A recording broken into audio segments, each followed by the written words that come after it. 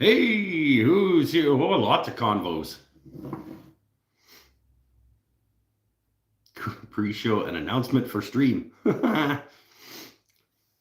Hey, what's going on, Paul? Matt, Todd, Steve, talking about saws, drill press tables and things, new stuff coming into shops. All kinds of convos. What's going on, my friends? Oh, I have an eye thing going on. I got drops and stuff. Oh, it's been a week. Whoa, look at me remembering like less than 2 minutes in to change it to all chat or whatever. Oh, how are my friends on the internet?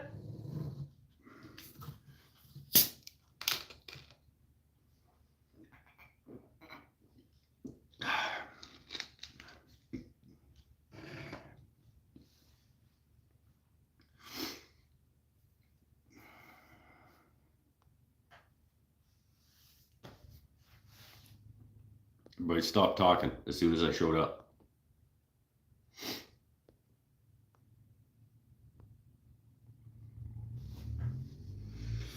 Last visit to wound doctor.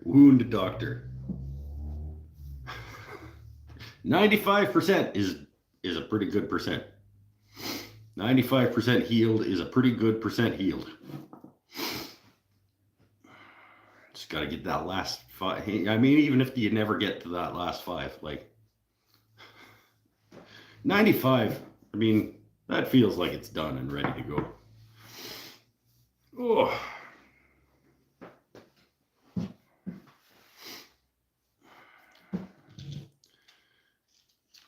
Keeps interrupting our conversation. I'm sorry. You guys go ahead. You guys talk. I'll be over here.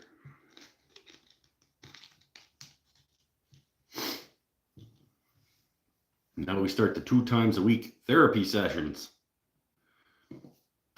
That sounds great. To work out the ankle. I still think should have just put a workbench caster on there and had done with it. But, you know, you do you. Oh, I have a thing. Let's just do it. Should we just do it? The Mike's never had this food before this week was a request a few weeks back. Not really a request. It was a have you tried this yet? And I had not. Tonight I am. It's not fluff. It's not whatever that's called. The spreadable marshmallow.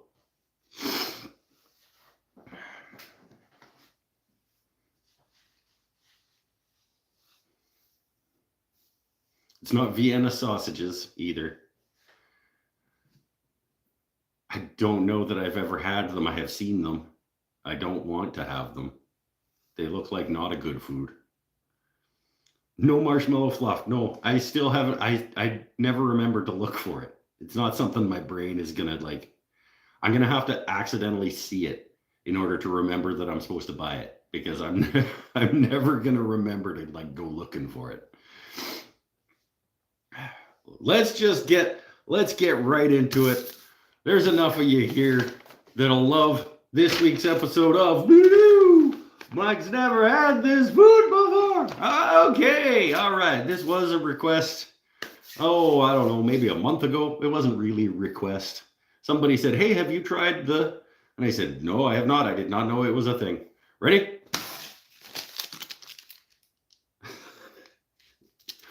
The absolute winner for the worst named chocolate bar.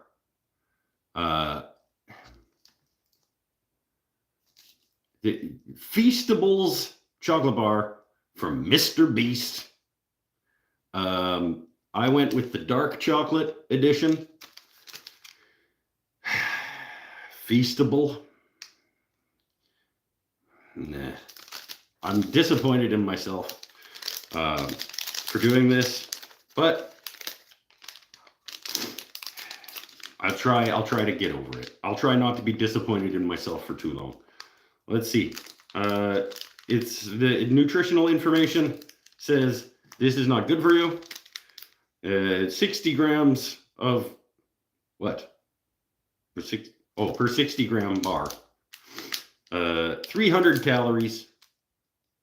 27% of your daily fat intake. 61% of your daily saturated fat in just this chocolate bar. But thankfully, no sodium. All right, let's go. The dark chocolate edition of the worst named chocolate bar. Feastables by Mr. Beast. Like,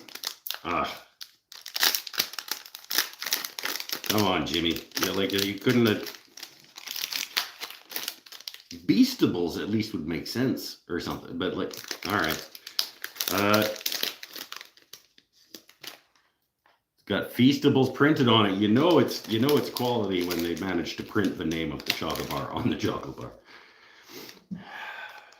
Dark chocolate Feastables from Mr. Beast. Here we go. This probably won't taste like a huge scam. $3 for this chocolate bar, by the way. Not a huge chocolate bar for $3.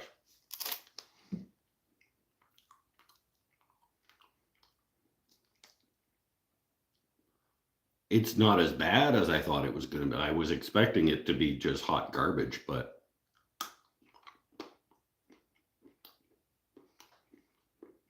yeah, okay. It's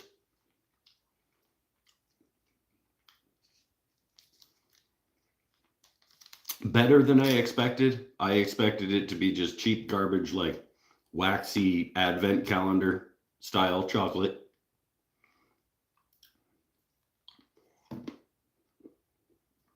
It's not. It's a decent quality chocolate bar, I suppose.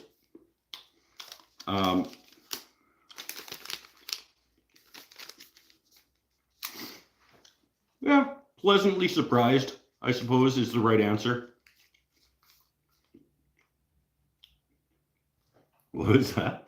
I work at the place that builds the machines that wrap those.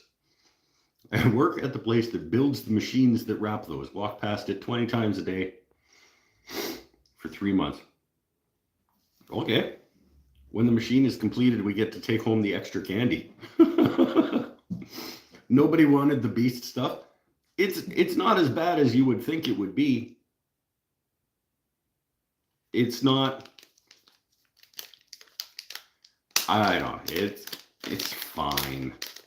It's not $3 for 60 gram chocolate bar. Fine, I don't think. And that was on sale. It was $2.99 on sale.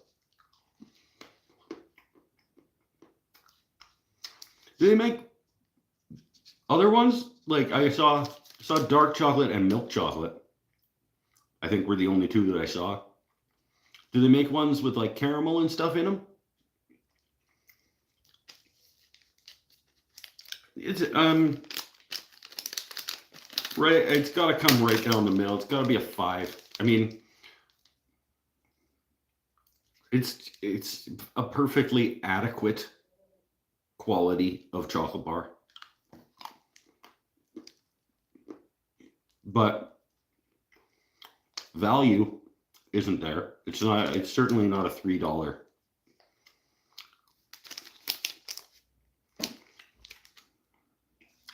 $5. I'll give it a 5. No, I give it a 4 because that's a stupid name. That is the dumbest name for a type of chocolate bar. So 5 for actual product, 4 because that's stupid. There you go. Jimmy's chocolate bar gets a 4 because he named it ridiculously and it's dumb. But if you can get past the fact that it's called Feastables, it's a 5. And that has been this episode of Wow, come on, graphics department.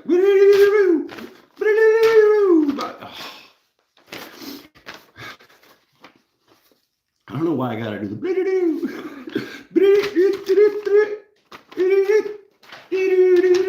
Mike's never had this food before. Hooray!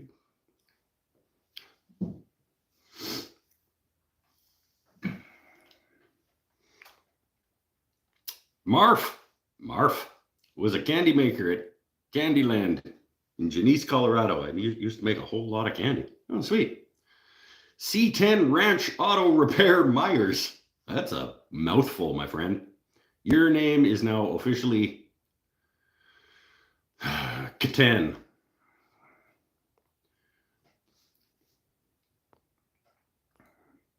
Katan says he doesn't like dark chocolate. I give back and forth. Milk chocolate, probably in general, I think is a more preferential chocolate for me. Sometimes I just want a dark chocolate though. Like it's sometimes I can go either way. Out of the two, I had more confidence, I guess, in the dark chocolate. I thought the milk chocolate, I thought both of them were going to be shit, but I thought the dark chocolate would be better than the milk chocolate. But now I don't know. Maybe now I should try the milk chocolate. And maybe that's shittier or better. I don't know.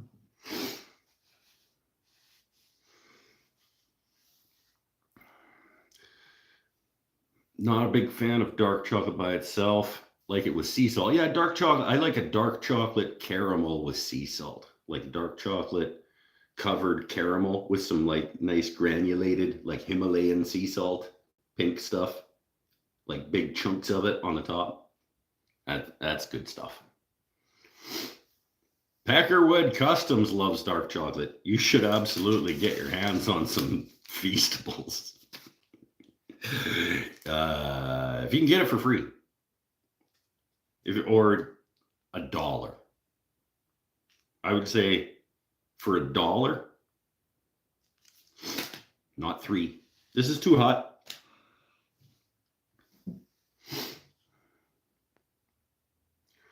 Sold all 3 guitars that I had on consignment yesterday. Not a guy. And yes, they were all Tellys. Well, of course they were. It's all you make. Might be better quality than the milk chocolate. That was what I assumed. Because he's probably going to sell more of the milk chocolate ones, because I'm pretty sure that all of the people who will be buying his chocolate are children. And I think dark chocolate is more of a grown-up taste. I know it was for me. I didn't like, if I could choose dark chocolate versus milk chocolate as a kid, milk chocolate every time.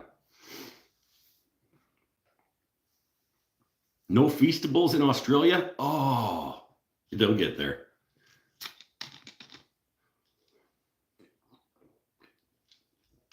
Or you can order them in and pay extra for shipping on them because they're Mr. Beast Feastables. Therefore,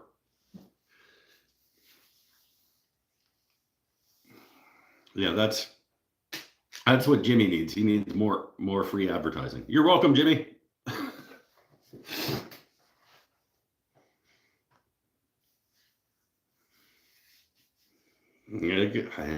It's fine. Everybody can like what they like.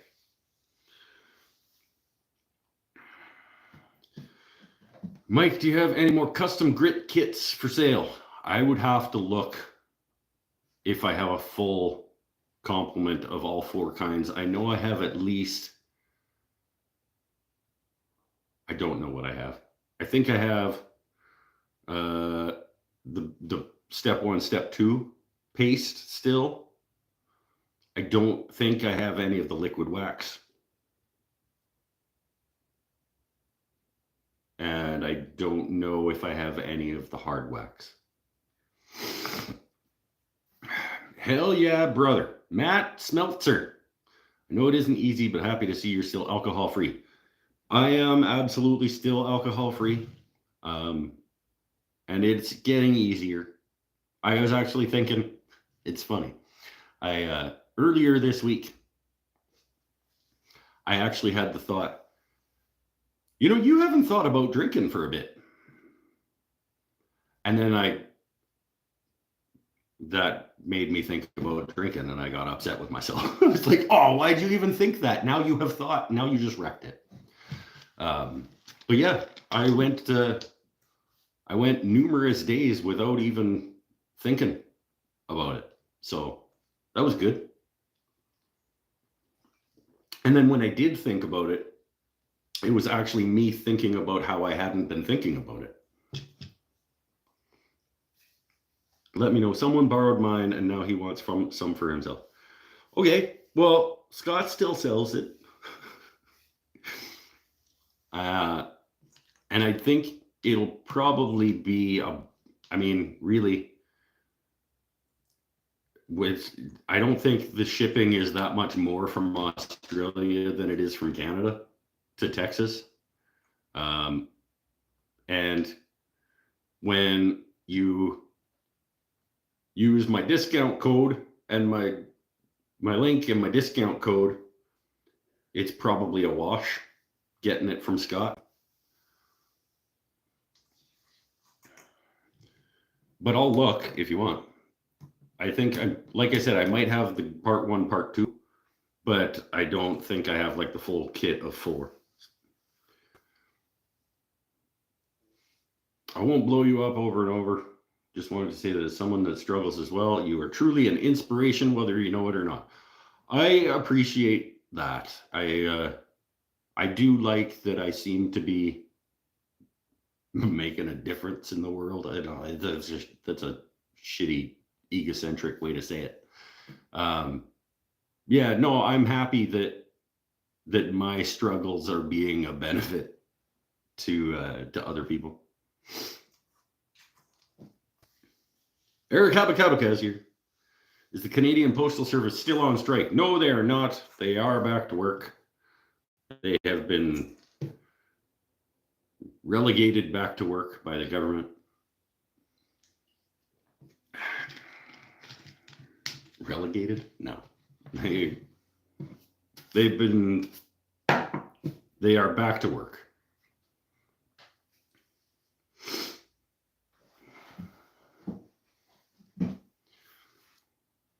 Been waiting for a few days to ask. I think your Laguna lathe is 12 swing. Yep, 1216. Did you get the junior jumbo jaws for lathes under 11 or the normal jumbo jaws for lathes 13 and up?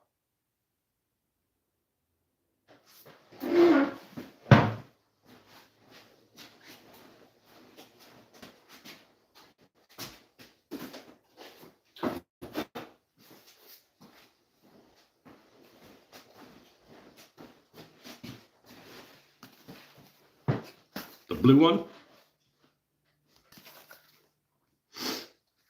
For lathes with 12-inch swing or more. So I guess that's the second of the options.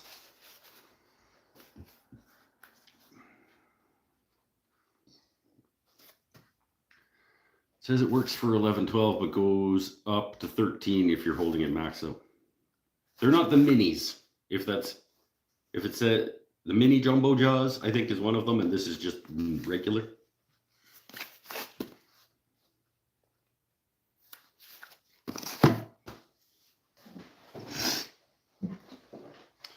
Yeah, so it's fine. Just don't try to max it out. Yeah, I can imagine it would puff out too big at max capacity. It's backwards. Oh, of course it is. Yeah. Yeah, because YouTube sucks. I still haven't opened these. So imagine that. Mike bought a thing and it's been sitting around waiting for him to open it. So I have no recommendations on which one you should buy. Maybe this one won't even work on my lathe. Don't order it because I got it, because I don't. Maybe it won't fit. Oh, I got sawdust.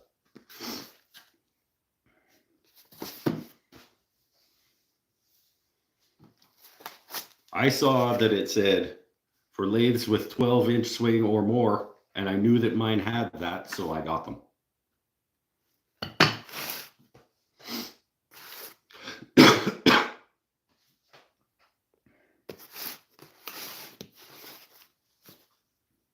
Now I want to open it, but I gotta put it.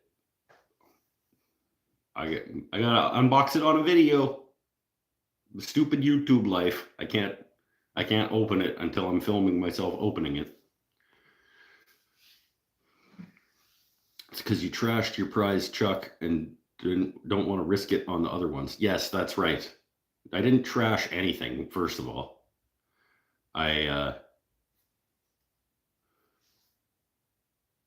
The one that you're talking about was shit and broken when I got it. The idea is that I will just have these mounted permanently on one of my talons, or at least semi-permanently.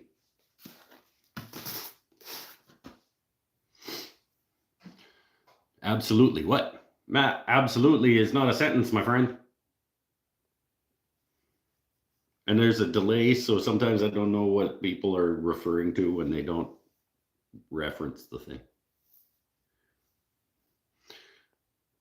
I wanted an item, but free shipping is $100.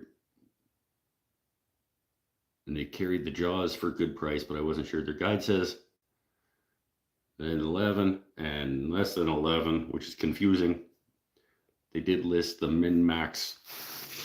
Well, this one says, all I can go by is what it says on it. If you have a lathe that is 12-inch swing or bigger, these will work for you, is what this says on it.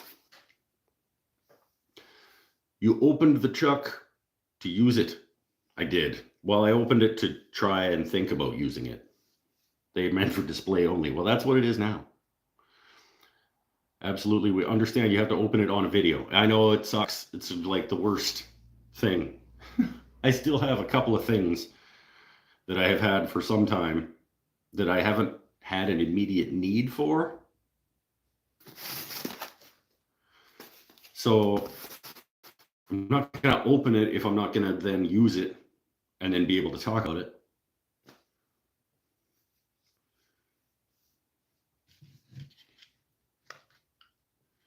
It said diameter all the way was over 12. That made me cautious.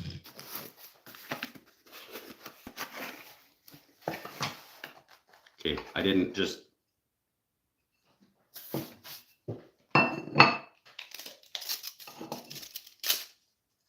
These guys are 5 1/4 to here.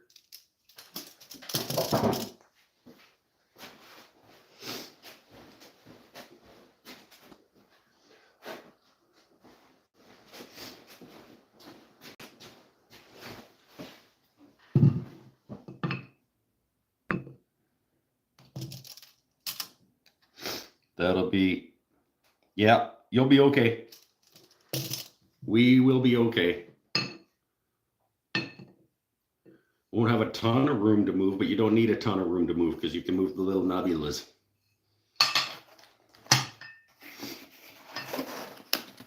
We'll be okay.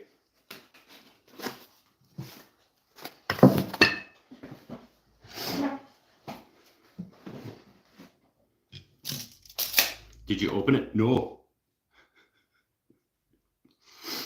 No, that didn't happen. Because the first time I open it is when I do a video on it.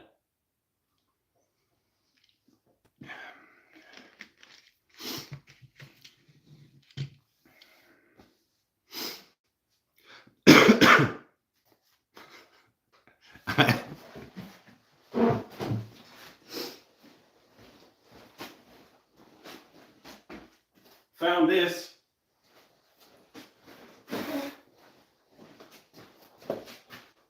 Found this during the shop reno. You remember that I bought one of these? It's still in here. Same thing.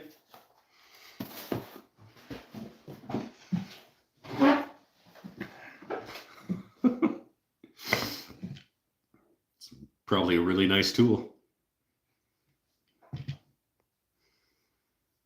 If he says he found another unfinished guitar, no, just what's probably a really nice tool.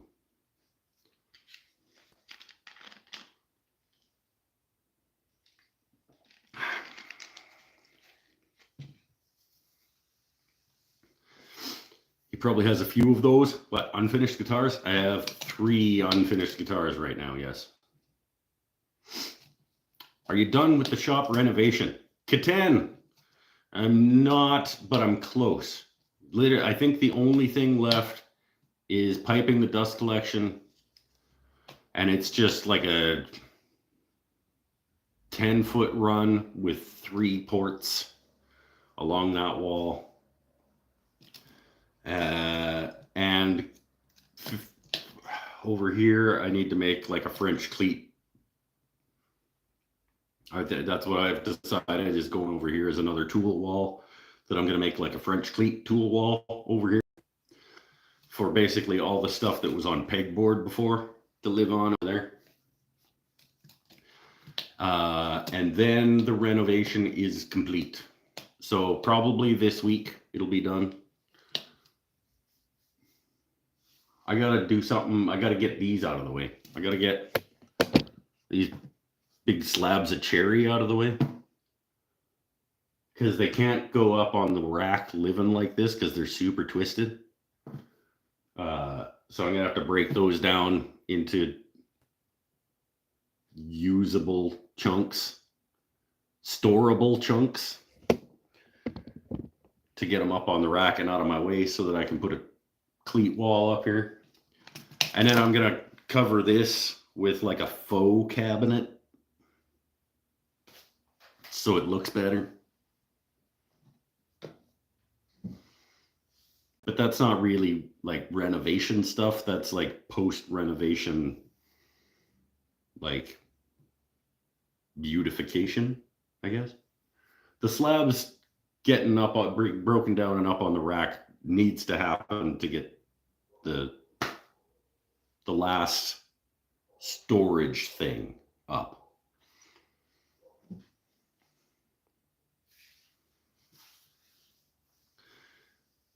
Because your guitars are a business, you keep a log. Yeah, probably.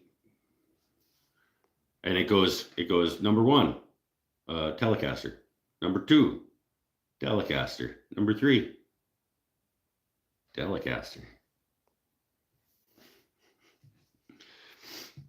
August 2023, Telecaster.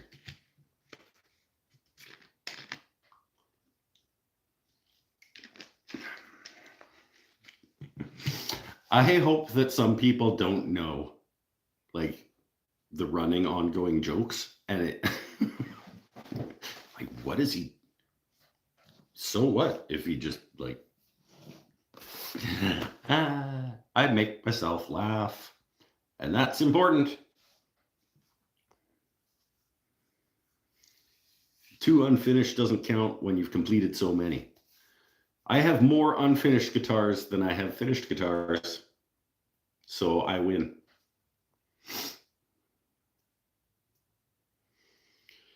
Everything is logged. This year I bought 23 guitars and 400 bodies, and every one of them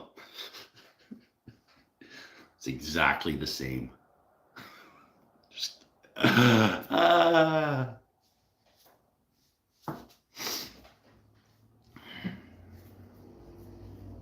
I came here to learn. Touch a hand plane, Gandalf. I can't. They don't exist. They're a green screen over there. I did, because I'm weird. I did use a hand plane earlier this week for basically no reason except that I wanted to. I was ripping down. Oh, that was just yesterday. was last night. I was ripping down some strips of scrap pine 2x4s to make into silk screening frames for the shop. And I just wanted to break the edges off. So I grabbed my D60 Veritas hand plane and just broke the edges with that. Because I'm fancy. Oh, I have mail. Speaking of Canada Post, I got mail. I got my stickers. My lumber industry update stickers from my friend Shannon. What we got? We got white oak. In case you're unfamiliar with Shannon Rogers, at the lumber industry update, he, if you're on Patreon, if you're a Patreon supporter of his, I think at $10 a month or higher, he sends out these little stickers of like technical specs on various species of wood at a rate of one a month. So we got a white oak, and we've got la-ti-da, Mr. Fancy Pants with his stickers over here. We've got black cherry. They're both gray. Come on, Shannon. I mean, they're different grays, but still. Black cherry, one of my favorite woods to work with. And white oak. Sweet. I still don't know what I'm going to do with all these. These are like...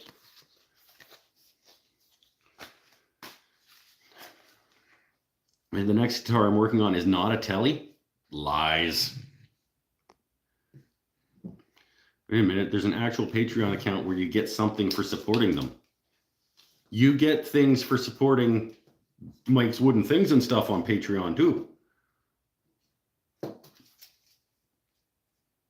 Just not physical things sent through the mail every month. Because Shannon is better at that than I am. And if I had as many patrons, I guess, as Shannon has, and could justify like the cost of like having stuff made to send out, I can't make like 10 things. He probably gets these made at like under $1 each because he's getting them by the 100 or whatever.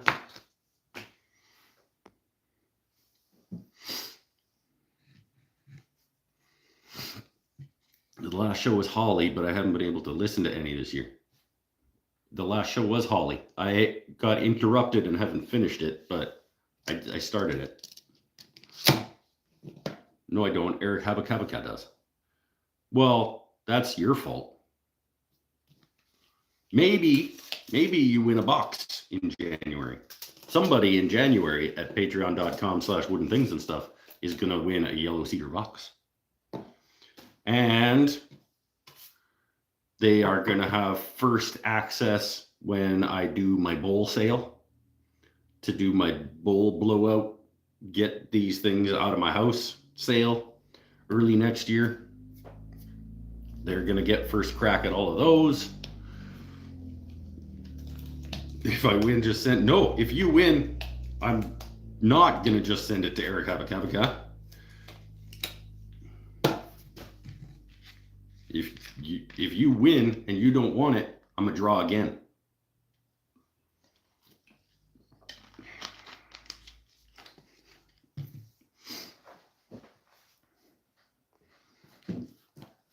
Because honestly, I want to send it to Sean McGill.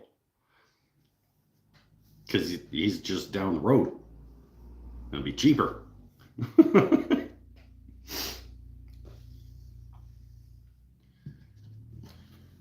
If I win the box, I'm paying freight, right?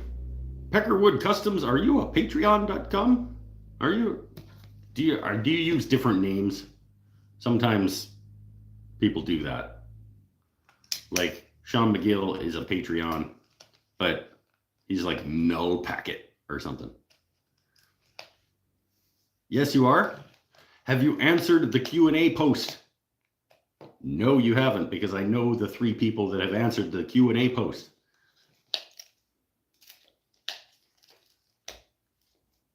Better go look at what my name is there. Is it like Big Az?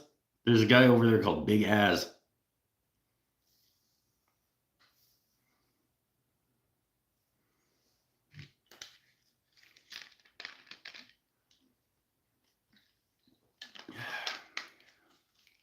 That's you? Okay, so Big Az.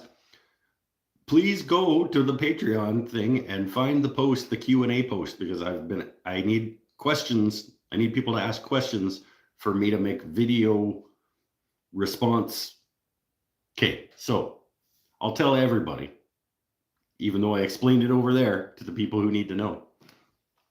I want to start doing a monthly video where I answer viewer questions, as opposed to this top of the head answering questions on the live shows and stuff.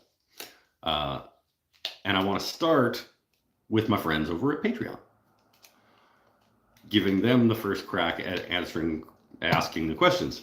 And then every month on that Q&A video, people can ask questions in the comments, but patreon.com/woodenthings-and-stuff people get to ask questions first, and they get priority. So I maybe don't have any room to add more questions from the YouTube comment section to give people incentives. See, I'm #business Mike.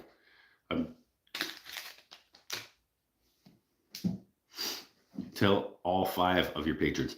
10, thank you very much. 11, I think even.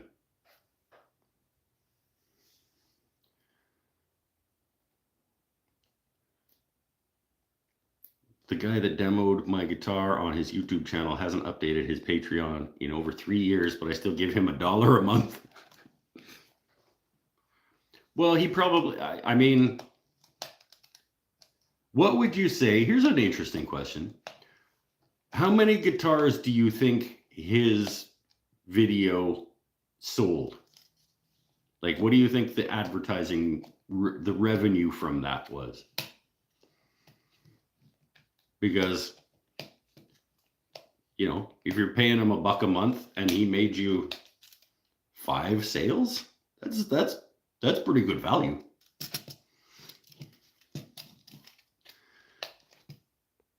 Who was it that demoed your guitar? I know I've seen it, but I can't remember who it was. Somebody Braun, I think. Speaking of shipping and Patreon, you got trees left over. Oh, I have trees left over. I brought, I think, 5 trees, 6 trees, I think I brought to the market. And I have available 6 trees. It's 28 pallet caster guitars at $1,300 each. Okay, so yeah, okay, so you should probably just $1 a month. He can have the $1 a month. I think that's pretty good value. I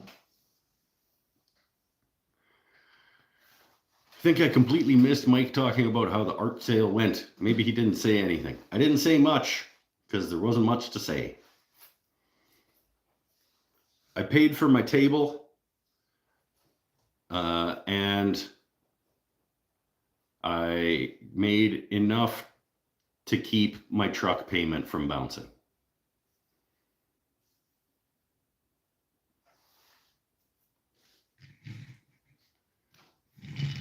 After the table was paid for and the cost that went into the making of the things that I sold, I think I made about $150.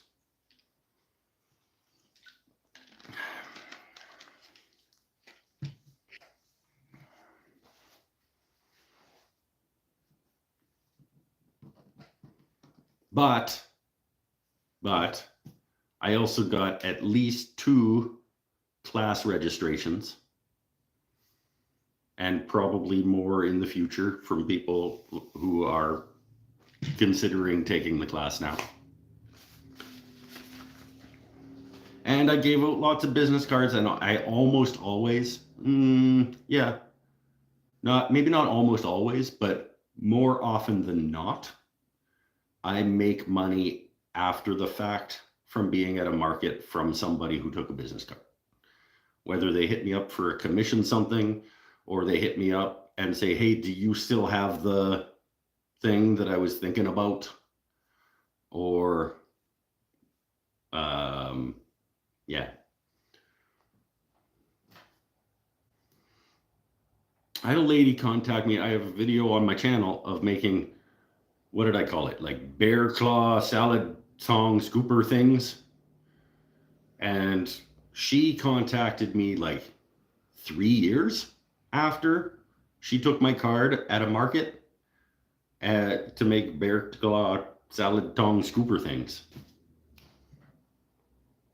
I had a woman order like a $400 cutting board from me like 6 months after she took my card at a market.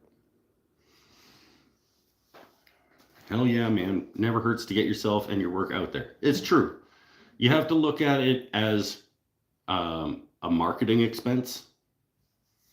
When you go and you pay money to go and sell your stuff someplace, the main thing that you're doing is advertising for yourself.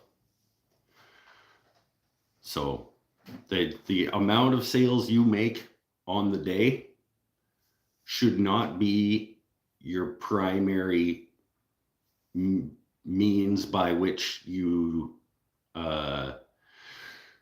it shouldn't be the measure by which you measure success. It sucks. It sucks standing around for, like, it was a 2-day market. I was on my feet chatting people up for like 11 hours. And it sucks to only be walking out of there with $150. But all of that effort is future Mike potential revenue. And well, it's already future revenue because I watched registrations come in for my classes from people I was talking to at the market. In fact, I registered somebody at the shop a little while ago who was talking to me at the market about my classes. So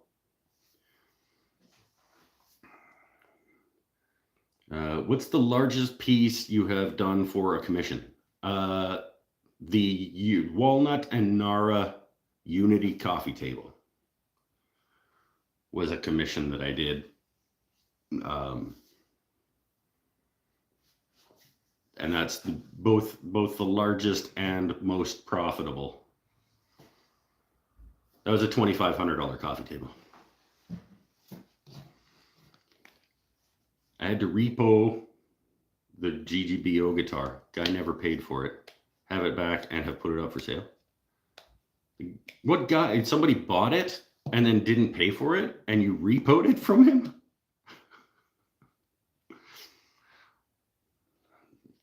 Weird. It's not a telly. It's true. That was the one and only guitar that you've ever made that was not a Telecaster.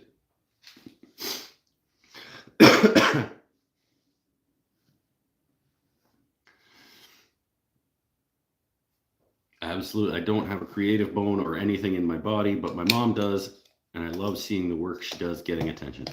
Well, see, Matt, I'm going to disagree with you on part of your statement because we all have creativity bones. That's a weird way to say that.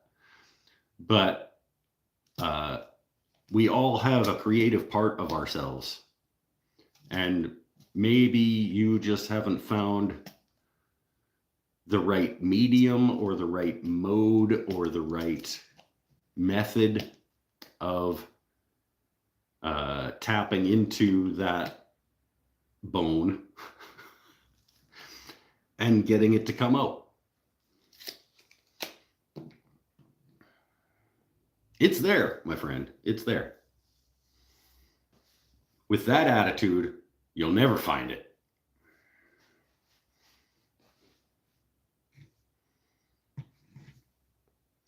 The guy who did the demo for me had the guitar and he was supposed to pay you for it and then never did. What a dick.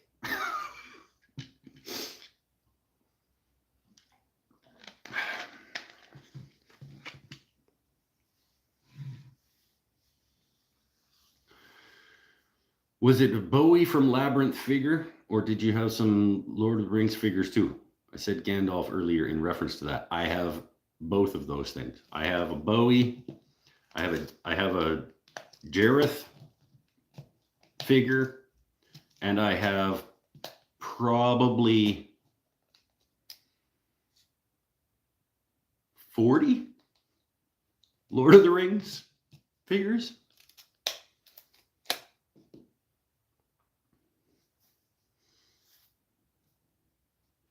Maybe not quite. Yeah, maybe. Somewhere in the neighborhood of 40.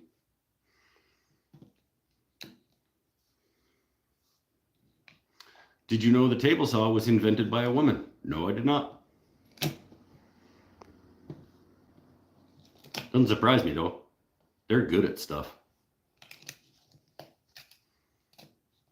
Like, hey, you know, how could we make this process more efficient? Woman's probably going to figure that out. Got a call from James Burton today. Hey, that's cool. He loves the 3 guitars I built for him. Say they play as well as a Fender Tele. Hey, that's rad. Okay, dumb question here. There's no dumb question. Well, no, there are dumb questions, but I'll be the judge of whether it's a dumb question. Trying to make a ball out of a square block. Okay, definitely not as easy as I thought. Do you have a lathe? Because that's the right answer. Tabitha Babbitt made the table saw? That's cool. Don't know if I should feel happy about that or disappointed that he thinks they're not better than Fender. Well, I imagine he thinks they're better than garbage Fenders because he's James Burton. So he's probably not playing like the $600 Fenders. So if he thinks they're as good as the Fenders that he is used to playing, I think that's still a compliment, my friend. Gotta go do Christmas shopping again. Have an awesome Christmas, Mike and Chatters. Can't wait for the next one. Big ass out. For the just so everybody knows, next Saturday is a show, and then I am possibly going to be doing a couple more this year in between next Saturday and the end of the year.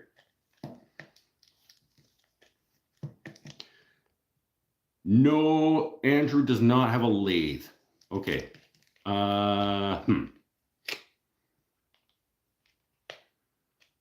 Making a sphere out of a cube without a lathe. Can it have holes in it? Because you could makeshift something that would spin it with drill and shape and turn and drill. If it could have holes in it, you rig it up on a drill, spin it, and then shape over here, spin it, put it on the drill.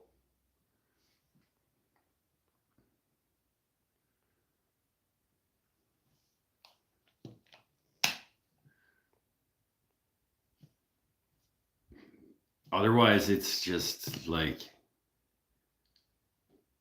cut the square, cut it into very, very carefully, cut off the edges so that it's like an octagon in each direction, and then just shaping with a vise and some rasps. A tip for making things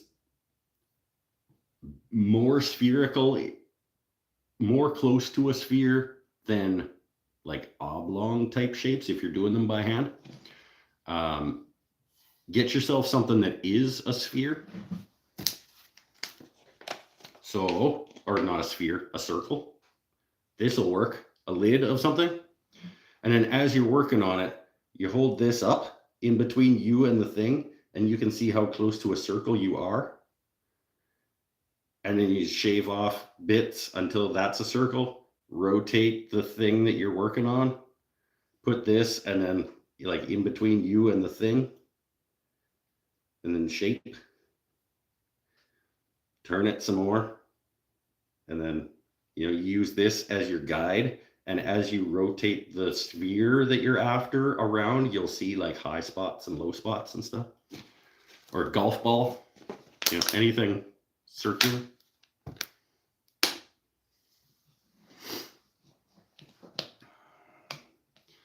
Knocking off the corners, then knock off the corners, then knock off the corners. Yeah, essentially that's what you're doing. If I was doing it by hand, I would get a vise. I would knock it into an octagon in this direction and in this direction, and then I would just start rasping, and I would do that trick with the circle and try to like, oh, I'm a little high here, and then I would just like unlock it in the vise, turn it a little bit, lock it back up, and then just keep rotating and filing and rotating and filing, and it would be a hassle, but you could get it done.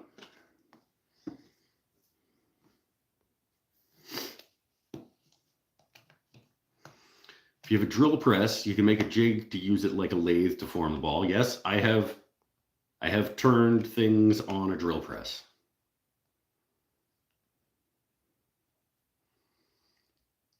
Or tape sandpaper to your hands and rub the cube like you have an evil plan until it's round. Even better is if you actually do have an evil plan, because then it won't feel like work. You'll just be like thinking about your evil plan and just like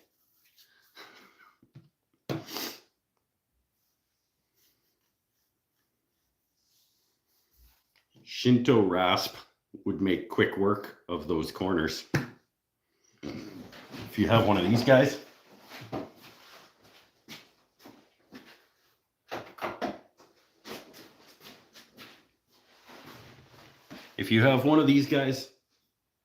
it'll make quick work of knocking down corners and things, rounding things off.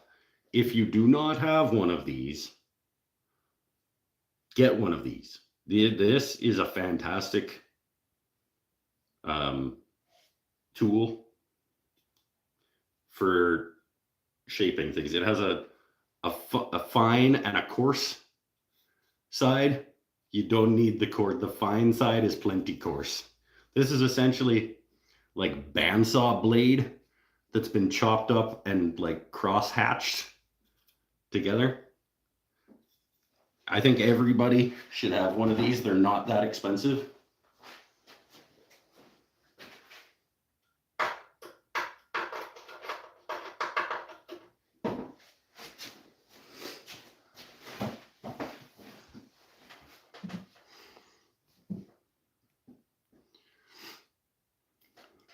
Oh, hey, thanks, Andrew. I started with a bottle cap. It makes sense now. Yes. Good. I got one of those in my Tay Tools mystery box. I don't know what that is, but I think everybody should have one of those. Have you seen the glove with Velcro that comes with sandpaper cutout in the shape of the glove? I have not, but that sounds rad. I would like a glove that I could Velcro a glove of sand, like a glove-shaped piece of sandpaper to, and just use my hands to sand. I would love that. I've been wanting a Shinto rasp for a while, but keep neglecting to buy one. Buy the Shinto rasp.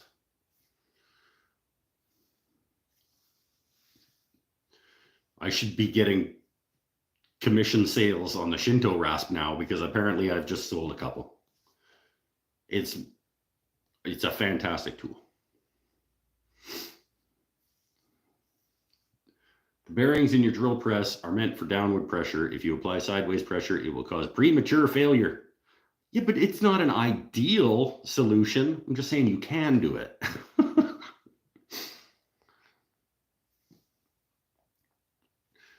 Love your channel. Fellow carpenter here, noted on the rasp. Oh, geez, I should have I'd see if I was better at this, I would have some sort of affiliate link down in the description where you click on it and then I get some like 3% or something of the sale.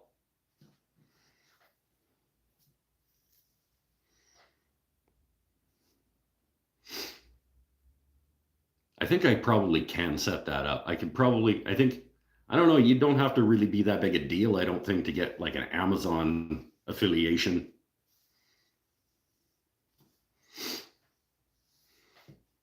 But I don't want to send people to Amazon to buy stuff so that I can make $1 off them doing that.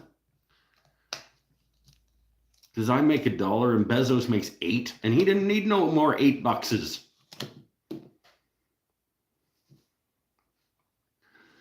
Used to use my Shinto a lot, but now I have jigs and do most of my neck shaping on a router table. Well, yeah, when you're making 40 a year or something, you probably wouldn't want to be doing it with a Shinto rasp.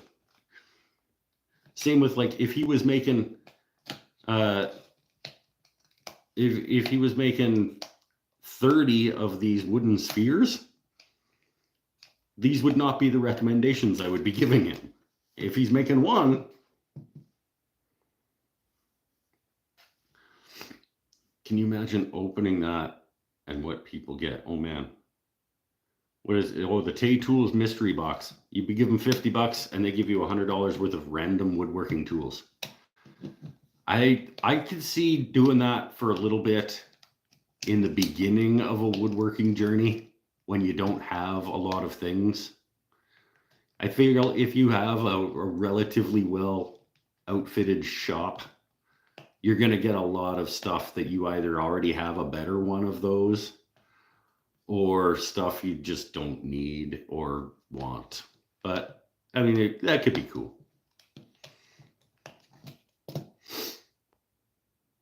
I work for Amazon and I'm on strike. You better boycott. I haven't bought anything. I don't think I bought anything for Amazon this year, my friend. I actively try not to buy things from Amazon.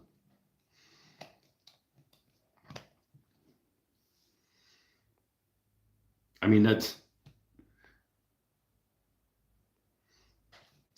not, I apologize that I have been boycotting your company since before you were on strike. It's not that I boycott Amazon.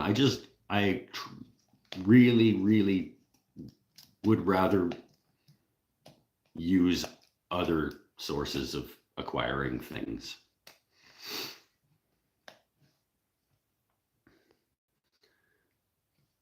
I'm making one. That's what I'm saying.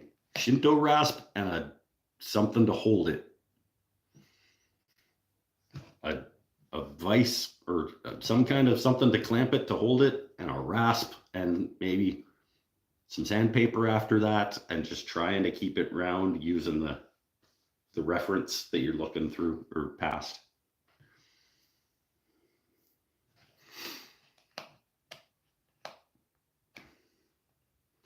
How do you see what people got? Oh, for the box, the mystery box. I imagine people put them on the internet.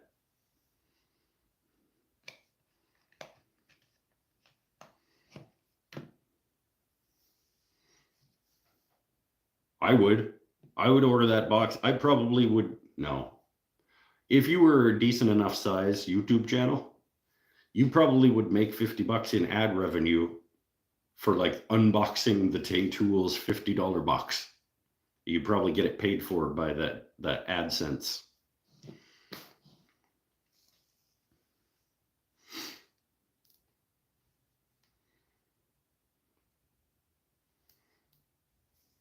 I've made one video where I made more off the ad revenue from the video than I paid for the tool. And it was my DeWalt shop vac.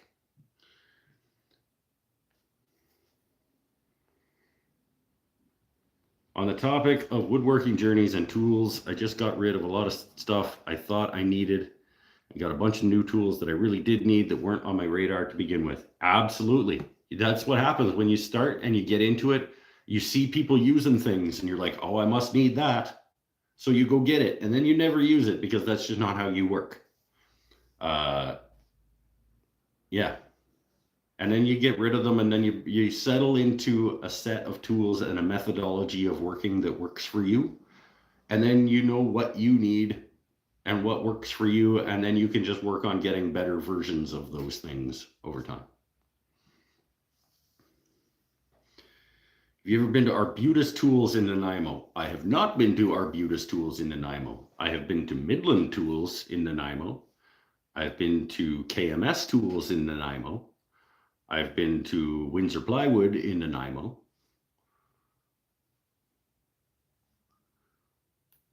I didn't know of the existence of Arbutus Tools in Nanaimo.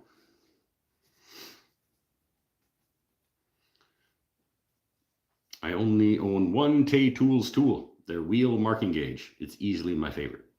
Sweet.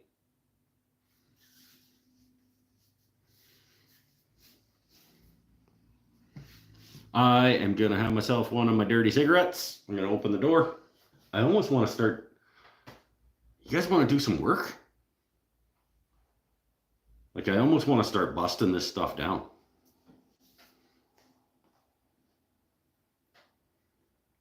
And just like get a couple of them broken down into manageable pieces that I can store. I don't know how much, I don't really feel like it, but at the same time, I do kind of feel like it. These are just free cherry slabs that a guy gave me, but they're like super twisted and cracked, and they cannot continue to exist in the state that they are in.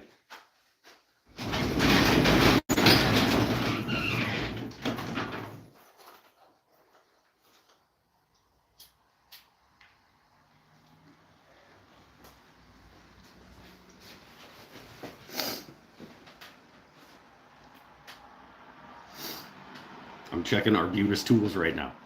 Yeah, let me know if their website looks like they're a decent place to check out. I don't go to Nanaimo all that often, but when I'm there, it'd be good to have another place to go check out. The best tool to pick your nose is always going to be your finger. It won't leave blisters. I think this is an accurate statement.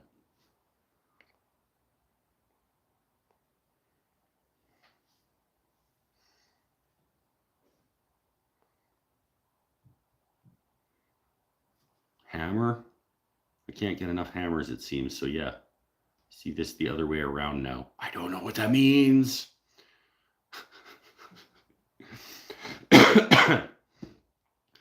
Roached. Hey, what? Been following you on your journey for a little bit now, stopping in to wish you a Merry Christmas. Merry Christmas to you as well, my friend. Thanks for stopping in. Gonna go hit the bed. Have a great week and Merry Christmas to all you assholes. Thanks, friend. We'll see you next time. Next Saturday show, and then possibly Sunday show, Monday show, Tuesday show. Maybe to end the year. Just do a string of shows to end the year. Maybe make something. We would crush something out over a few shows right at the end of the year. I don't know.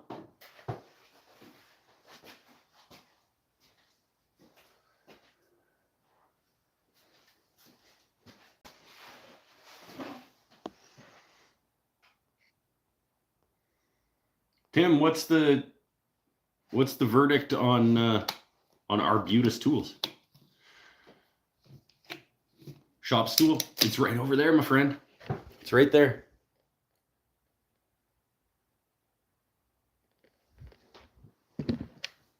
Maybe that's what a couple of chunks of these slabs end up being the seat for that, maybe. Break them down, flatten them up, glue them back together, scoop out a butt scoop.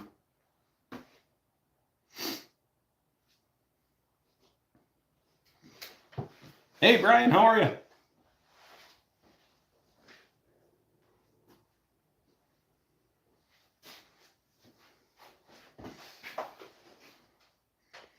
can't finish the shop stool on the live shows because that's already what getting to that point is already a recorded video for project video. So I can't really like finish it on a live video or series of live videos.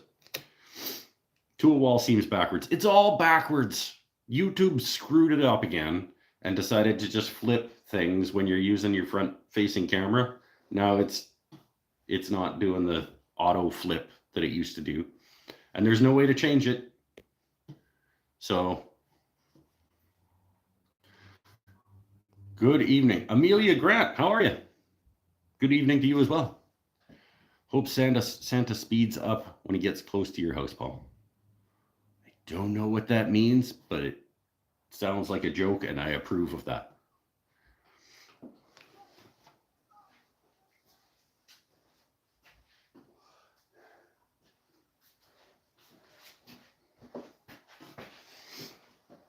Doing well, very tired. I think it's the time of year for being tired. I think this is most people that I know right now are absolutely exhausted from one thing or many things or whatever. I feel like the 2 weeks before Christmas is just exhausting for everyone, and it sucks. Like, I don't know why we do this to ourselves. I was thinking about that a little while ago. I was like, because I was thinking about like Christmas shopping, and why I have such a problem Christmas shopping is because when I see something, and I think, wow, that would be great. That would be a great gift for my buddy Seth or whatever. I just buy that thing and I give it to them. I don't necessarily think that like we should be waiting for certain times of the year to be giving gifts to each other. You know what I mean? Like, because I was talking to somebody and they were like, "Oh yeah, no, I've been done my Christmas shopping since September or whatever." So because when I see something that would make a great gift for somebody, I just buy it and put it in a closet, and I'm like, I just buy it and I give it to them because it's a nice thing to do, and I like giving people gifts and stuff. Like, so I don't know.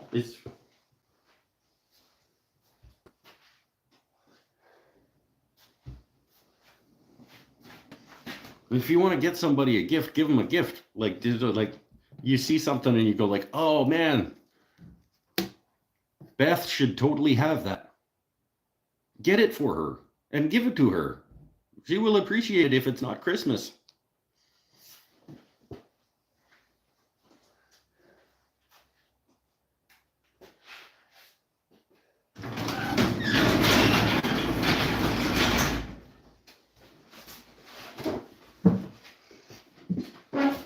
Whoa.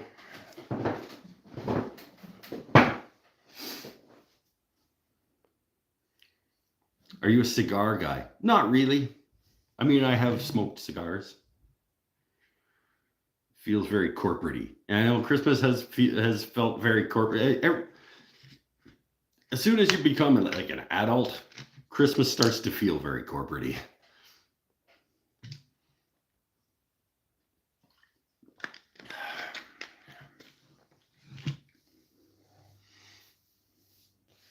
Yeah. We stopped doing the gift thing years ago. Just being with family is enough. I mean, we still do gifts, but it's not. I mean, now that Sven is a little bit older, it's not the big extravaganza that it was when he has like this huge pile of Christmas gifts to open, and it takes a long time to do. It's just like it's a couple of things, and you know, it's nice, but it's not.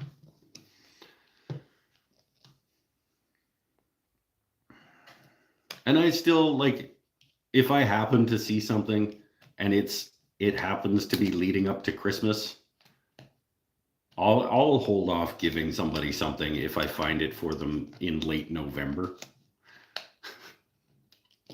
But I don't specifically like go out to buy Christmas gifts anymore. Like,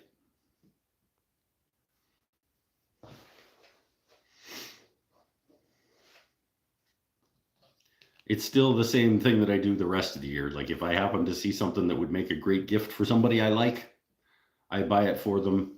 And if it's within a couple of months of, if it's within a month of Christmas, I'll wait till Christmas to give it to them.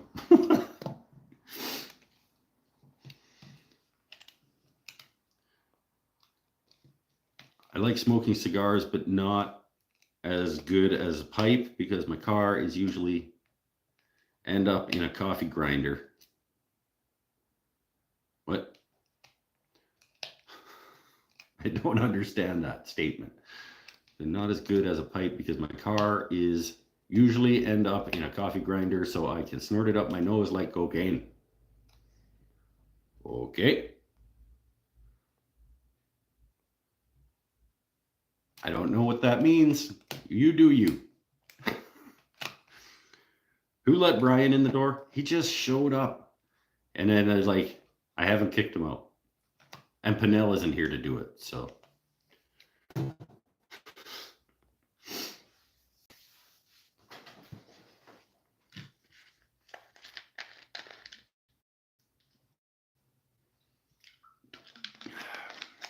Is Sharp okay?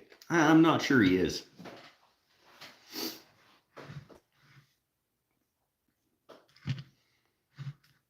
We'll find out.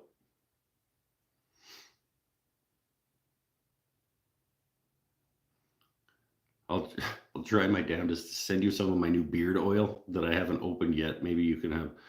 I won't use it, my friend. I've tried. I don't do product in the beard. It's just, it's not for me. I've tried a couple of times. I just don't like. The reason the beard exists is because I don't like doing maintenance on my face. The whole reason the beard happened in the first place is because I just didn't want to shave anymore. So I stopped. And then doing any more maintenance than running a brush through it, I have no interest in. I've been snip the ends off when I see like little like frayed bits or like I get some stuff poking out in weird directions. I'll snip that off. But that's all the maintenance I'm going to do. Beard oil makes my eyes burn. Yeah, it's not for me. Everybody can do how they do. Everybody can like what they like. Eric Habakabaka and my boy Jax down in Australia both do beard oil. It's fine if you like it. I'll run a brush through it once in a while. I'll clip off the wild bits. Probably not as frequently as I should, and that's about it.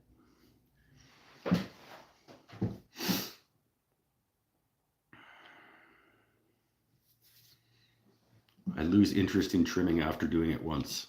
I have Sundays, and that's it. I have a mustache every Friday. You have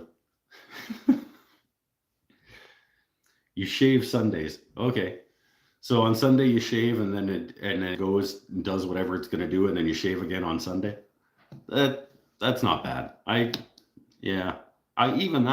like, I would shave on a Sunday and then by the time it got back around again to Sunday, I'd be like, nah. Nah, I don't wanna. I asked my husband if he ever thought of growing a beard and he looked at me like I was crazy.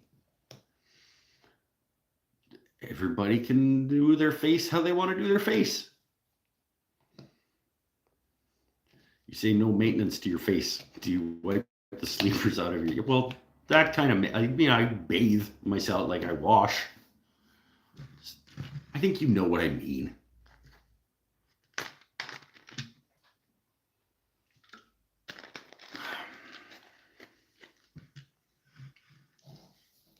I ain't doing no.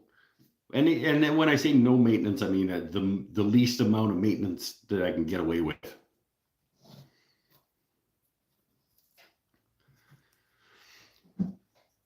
If you could meet someone from history and have a chat with them, who would you pick and what setting would it be in? Ooh.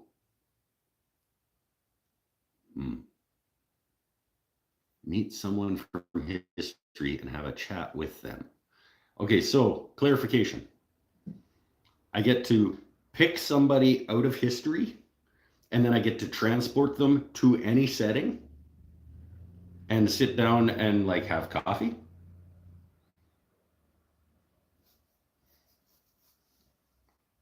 So I don't have to like meet them where they are in the historical timeline.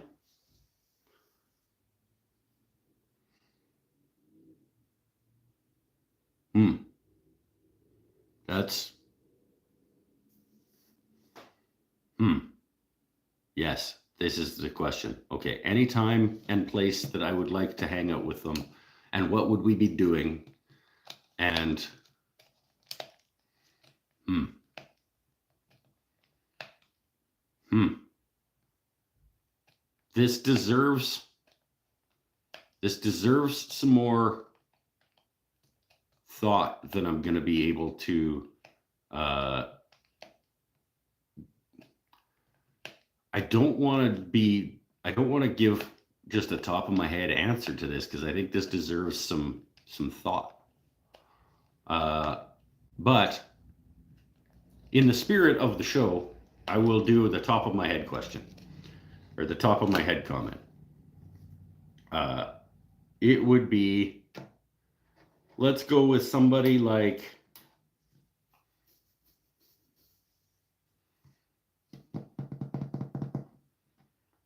somebody interesting, and I would want to transport them here and have a chat with them about their reaction to how things have developed. Let's go with Nikola Tesla. Just throwing things against the wall. Let's go. I'll take Nikola Tesla. I'll bring him to a coffee shop here, and we'll talk about the current technological state of the world. And I'll watch as his face does things.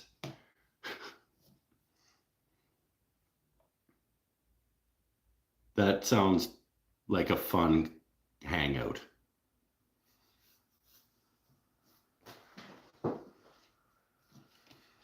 We'll talk about the way that that technology has developed and the way that humans are or are not using it.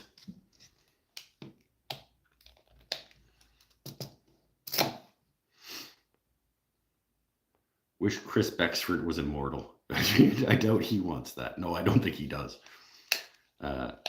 Yeah, he seems like a great dude. Nikola Tesla is an awesome answer. Thank you. I think that would be a cool hangout to talk about what he foresaw or what his hopes were.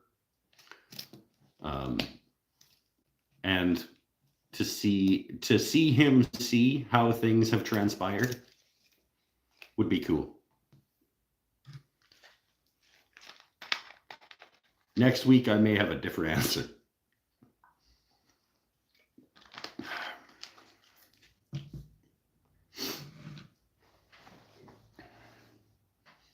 That's a good question. Thanks. That was an interesting thought experiment.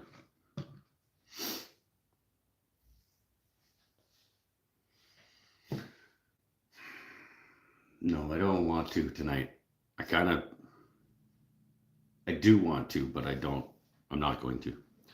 I think I would have a different answer anytime you would ask that. Yeah, I probably would too. That's a cool thought experiment to have.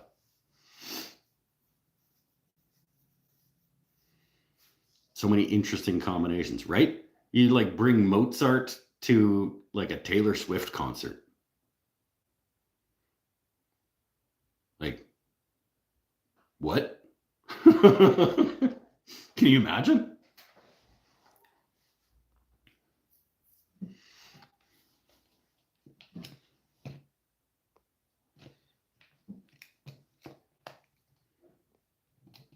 So many interesting combinations. Yeah. Yeah.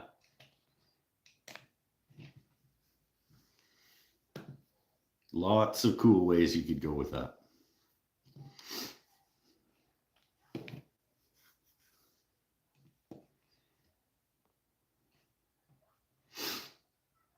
What's going on out there? Don't know. Oh.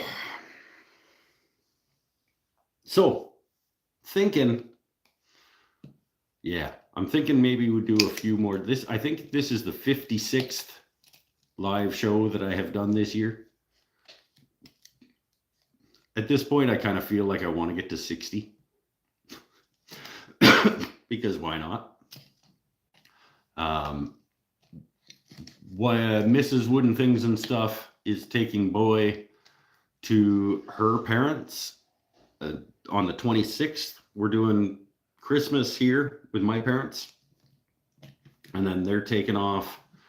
I have to work, so they're taking off to go see her parents through to the end of the year.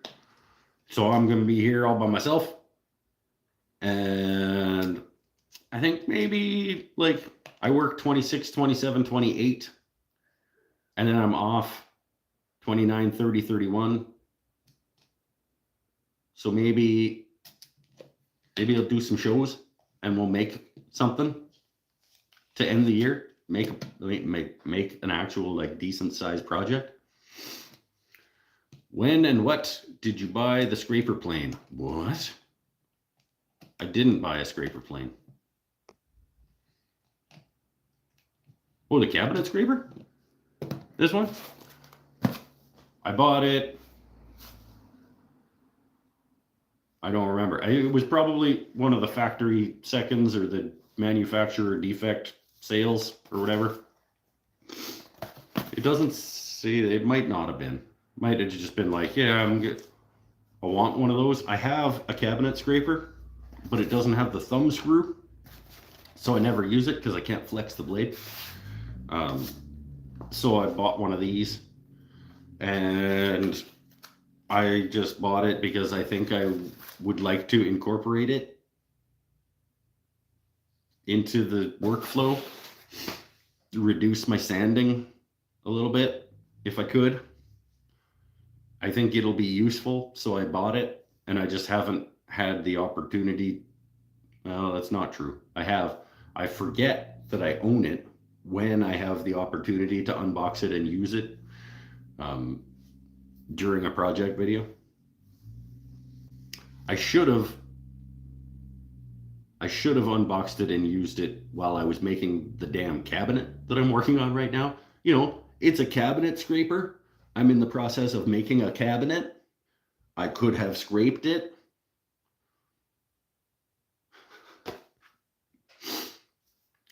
Still could, I suppose.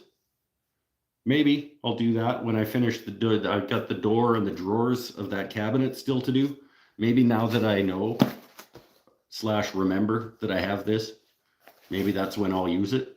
I'll do the door of the cabinet, and I'll be like, I'll pull this out and do a video of this while I'm making that. I don't know. That exact cabinet scraper is a tool I bought and have never used. I also forget I have it. Not alone. My great-grandfather used to work for a toy company, and she had tons, and she had tons of wooden toys that some of your creations remind me of. She especially had lots of Christmas-flavored toys. Grandmother had lots of wooden toys because your grandfather used to work for a toy company. Oh, okay. It's all coming together. That's cool. I don't know what my grandparents did. We don't have that kind of family that, like, I only had two grandparents alive by the time I was born, I think. And it was my mom's dad and my dad's mom. And I only met either of them once, I think, and I was a small child. So the only thing I remember about my grandfather was that he was an enormous human being, but I was also a very small human being. So maybe he wasn't. And I remember we went to McDonald's and he got a salad, and he took the tomato on the McDonald's salad and he just like poured a bunch of salt on it and ate it. That's what I remember about the only grandfather that I ever met. That's the one thing I remember about him. And I remember that my dad's mom, we went to her house to visit, and it smelled like soup. And that's what I remember about her.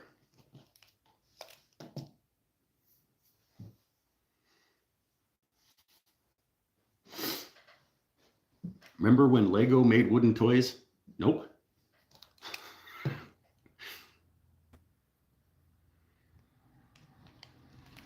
My family was close while I was growing up, but things fell apart once all the kids grew up.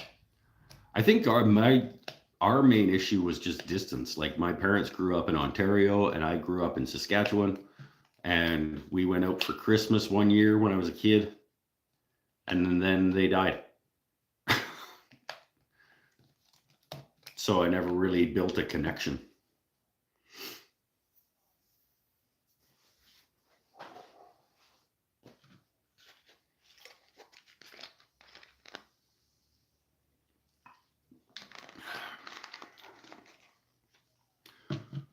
Roos Restoration's YouTube channel recently repaired some wooden toy machines. Pretty awesome. Oh, okay, cool.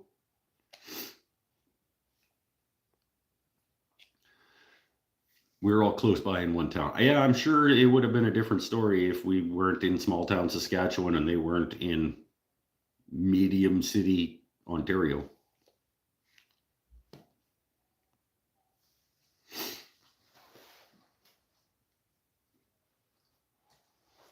Or maybe not. I don't know.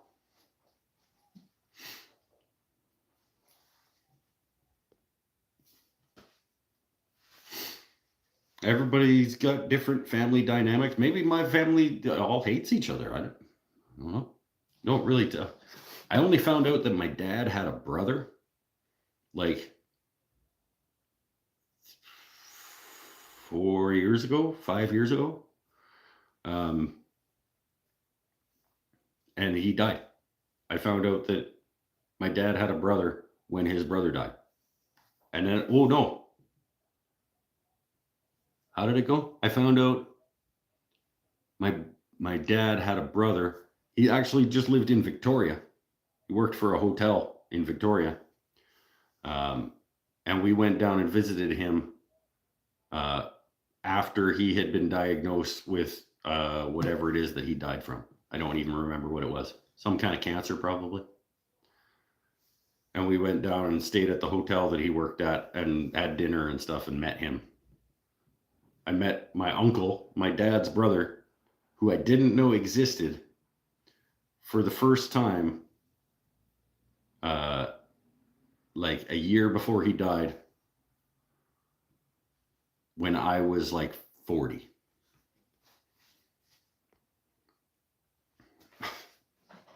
So, yeah. So,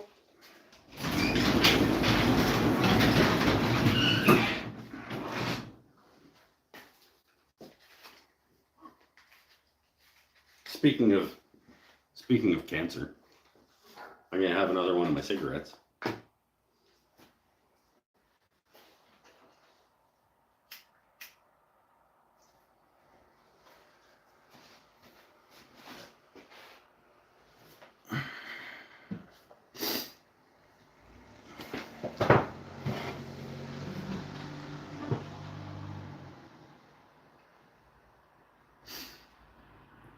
Megan just had skin cancer treatment. I don't know who Megan is. Is that... Did I miss part of a conversation?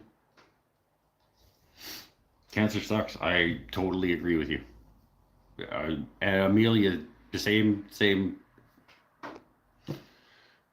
23andMe and those DNA tests have led many of my coworkers to discover previously unknown close relatives.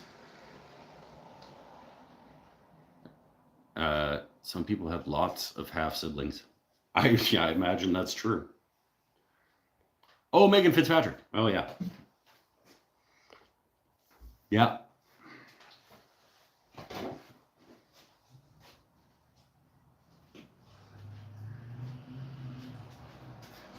Can't just be like Megan. Like there's lots of Megans. Okay, don't act like I should have known who you were talking about.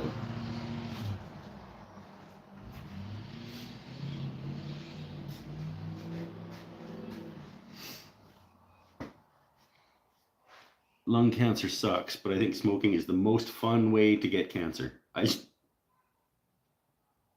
Yeah, sure. Yeah, I think that's probably true. It's the most fun way to get cancer.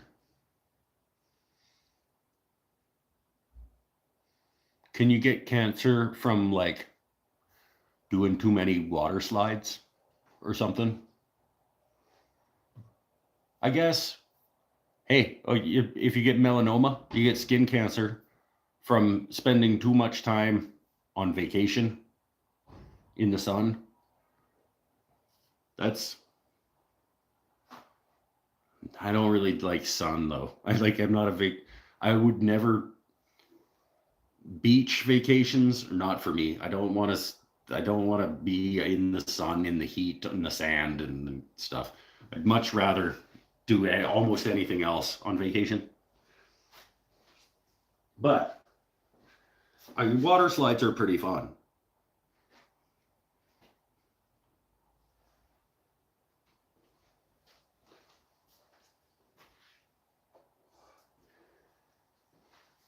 And if you like had a life goal of like going to every water park across the US or something, and you got skin cancer from that, that would be a more fun way to get cancer than smoking. I think that's fair to say.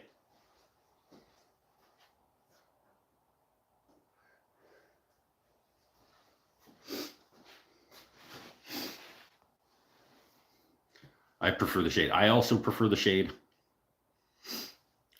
I think skin cancer from being an astronaut. Ooh. But I don't know how much fun, honestly, I don't know how much fun being an astronaut would be. Feels like there's a lot of math.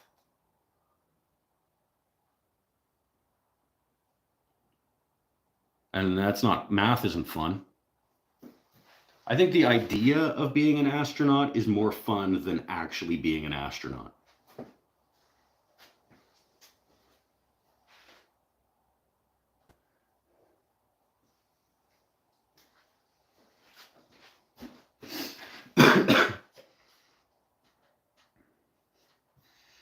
For sure. I used to really like smoking. It used to be more fun. Well, it used to be more fun when there were more of us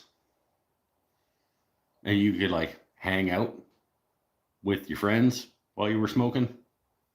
I'm like the last of my... No, not quite. I'm almost the last of my friends who still smokes. Now it's like, okay, bye everybody. I'll be back in a couple minutes. Like it's not fun anymore.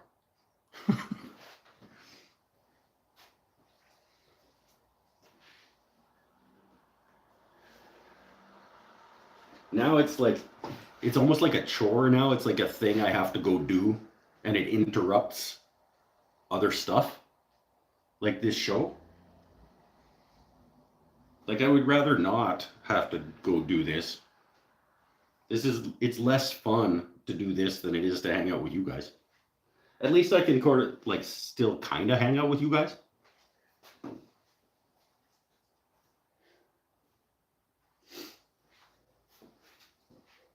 Yeah, it's not. I wouldn't say that smoking is fun anymore.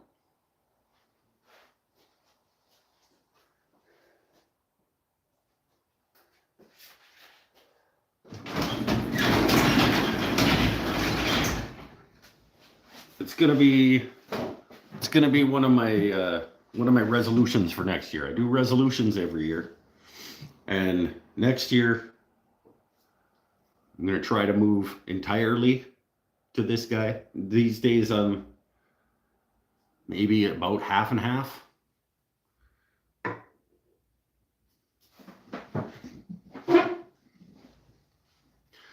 The Quit Sure app really helped me quit. Quit Sure. I should write that down. Not really an app guy, but Quit Sure app. Maybe. I mean, this thing is good, and it's way more delicious than cigarettes. And I know the science isn't entirely in on whether or not how bad these are for you, but they cannot be worse for you than cigarettes. Sean McGill's here. He said he wasn't coming, but he made it. How you doing, my friend? And Canal Progetto by Brazil showed up as well. Hello.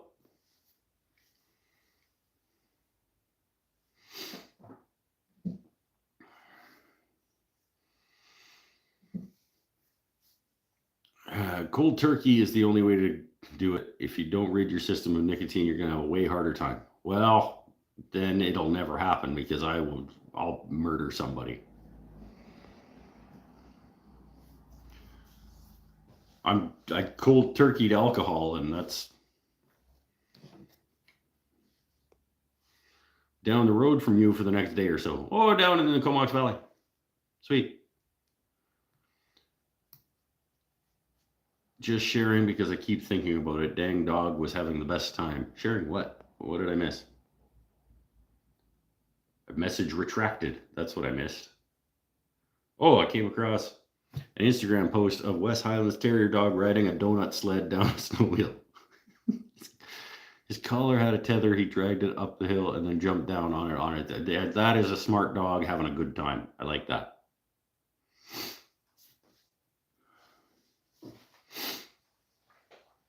Yeah, that's a dog having a good time on a hill on a donut. I like that. Only one cold turkey at a time. I agree. I totally agree. And until I am entirely comfortable getting rid of one significant vice, I don't want to do two.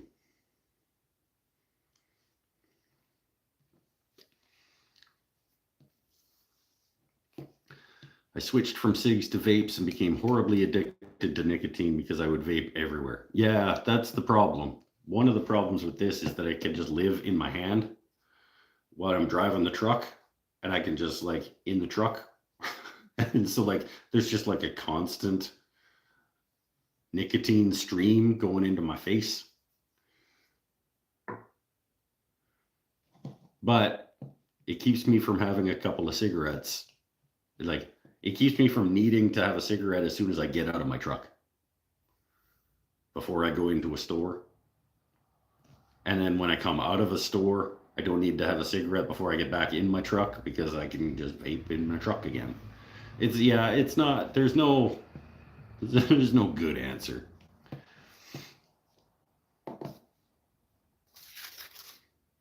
But I think if I can move entirely to this, then at least this, I can dial back on this. I can control the amount of the nicotine that's in here, and then slowly not physically notice quite as much. If I can get down to a low nicotine level in this, it'll be easier to get off this, I think.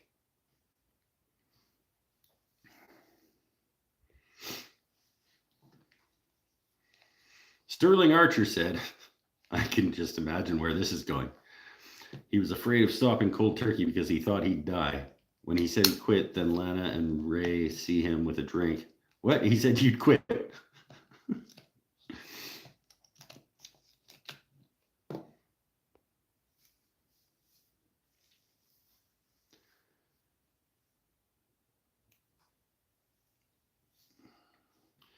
Try Salt Nick. Skip the free tobacco. This is a Salt Nick thing. This is a vanilla Salt Nick vaporizer juice. I don't know enough about these things, but tapering off is the way off nicotine. That's how I got off pouches. Yeah. There's no right answer for everybody in anything. As with a lot of people, I've tried quitting a lot of different ways a lot of times, and nothing has really stuck. The closest I ever got was moving to this type of stuff once before, about 8 years ago. I was almost entirely off cigarettes by doing this instead. Until this thing broke. And way I go back to the cigarettes, but we'll see. As I lowered my doses, I just vaped even more. Yeah, that's certainly a risk. But you gotta try things. You gotta go on the journey and find whatever answer is gonna work for you eventually for things. I have an uncle who quit drugs and alcohol, then tried to quit smoking. He was using the nicotine patch, chewing the gum, and still smoked. Yeah.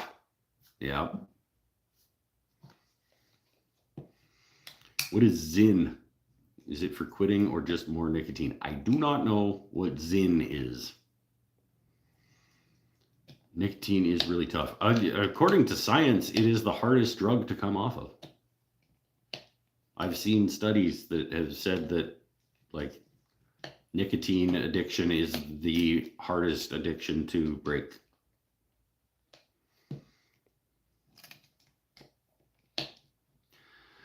Nicotine is really tough. I have a friend who got off cocaine but never got off cigarettes. Yeah, I mean, I've gotten off of all of the drugs other than, well, caffeine is technically a drug. But I have gotten over all of my various drug addictions that I've had over the years, other than nicotine and caffeine at this point.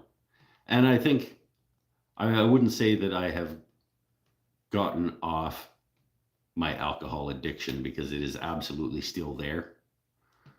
But I'm 4.5-ish months. So getting there. Haven't had a drink in August 10th was my last alcoholic beverage.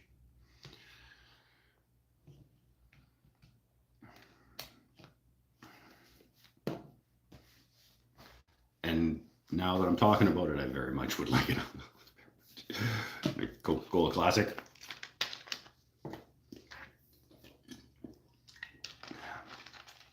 I think, well, honestly, one of the reasons that I'm thinking about doing a show a night between the 26th, well, maybe not the 26th, but the 28th and the end of the year, is that I am going to be by myself in the house. And I would like for my friends on the internet to keep me from drinking. That sounds sad. That sounds whatever it takes. I mean, I'm concerned that I'm gonna go, and I don't want to. So it's possible that we will have some live shows in between Boxing Day and the end of the year. Caffeine is a difficult thing too. I don't think I'll ever get off caffeine. I need caffeine to function, my friend.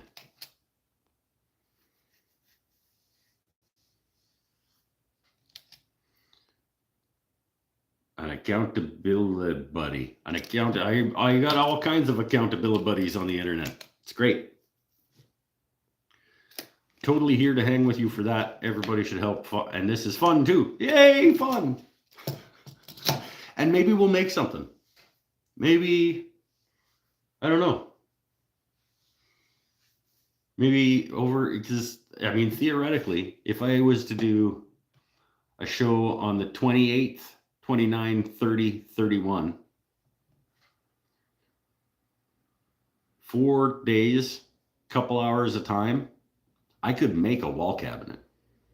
We could make a wall cabinet from scratch. For the shop, I could replace one of these old wall cabinets out here over the course of 4 shows, right from milling the raw wood through to applying finish. Pretty sure. That would be a cool thing to end the year with. Making a wall cabinet for the shop. Hell, I could make a guitar. Could I? That's a stretch. I could probably almost make a guitar over 4 shows right at the end of the year. But I already have 3 guitars I haven't finished. I don't want 4. I don't want 4 guitars that I haven't finished at the end of the year.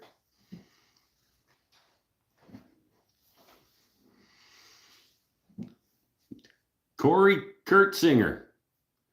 That's a toughie. What's a toughie? Guitar? Yeah. I don't know. That's a big ask. It's possible. An almost guitar. I know I don't want another almost guitar. I already have 2 almost guitars and a not quite almost guitar. So 24 hours a day like the Truman Show. I don't have enough juice on my phone, and it needs to be on a cordless charger. My port doesn't work, so I can't just like leave it plugged in and have it running. Dog's going to bed soon. I want to play with her for a bit. All right, you betcha. Thanks for verifying the Chuck Jaw. You bet. Hopefully you get it and actually take it out of the box and start using it. Almost guitar. Is that a ukulele? No, it's just a not done guitar. I have 2, like the neck is almost done and the body's almost done, but they're not together and they're not finished. they're just fancy chunks of wood still. Look, that's my boy Vinny from Pittsburgh. Just got in for a bit. I would be able to hang out on New Year's Eve if you want. I think I will absolutely want. New Year's Eve is probably the one that I think the New Year's Eve one I will do for sure. Because I'm going to be by myself in my house on New Year's Eve for my first sober New Year's Eve in probably 28 years. And I'm probably going to need some help. Wanted to drop in and say I'm stoked you're doing well. I dropped in about the time you made some major changes. Yeah, I did. I made some major changes. Thanks, friend. You look great. I got an eye infection happening, but so I don't think that I look great right now, but thanks. I feel okay. Been poking at a few turning projects. I think I'm going to have 20 things to remount and sand in the spring. Oh, sweet. Don't do meetings. I don't do meetings. I'm not against meetings. Everybody, I love that they work for people. I have this, I guess. This sort of serves, this weekly thing that I do here kind of serves somewhat of the same purpose as the meetings do for other people. It's a camaraderie and a togetherness and a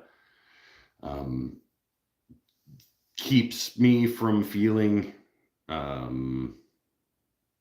alone, and it reminds me that there are people who care, and yeah, a lot of the things that people seem to get from meetings, I get from this, and so far so good. But I'm not against the organization or the methodology or anything like that.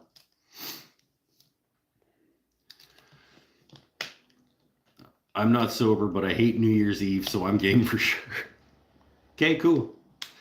I'm in. Hopefully everyone will hang out too. Oh yeah, I'm absolutely going to be doing a New Year's Eve show. And maybe I'll rig up something so that my phone can stay charged-ish. Oh, please do the stream publish thing where I can set a reminder and stuff again if you remember. Okay, I'll try to remind me next Saturday to set up at least the New Year's Eve show as an event on YouTube, because I can preload I'm gonna go live at whatever time on whatever day. I can make that thing whenever, but I have to remember to do it.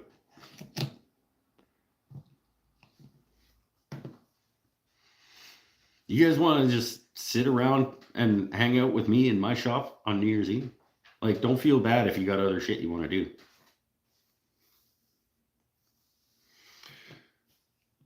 What time does it start? I could set a reminder for that. I haven't thought about it.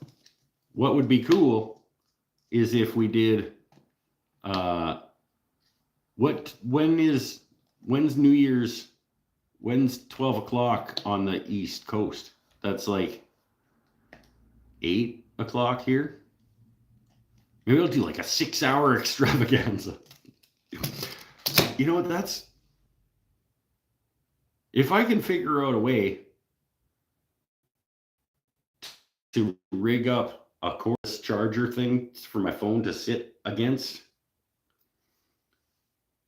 and be mobile, to be able to keep moving it and be making stuff. I really wanted to, yeah, it's about 12 o'clock. Yeah, 9 p.m. Pacific.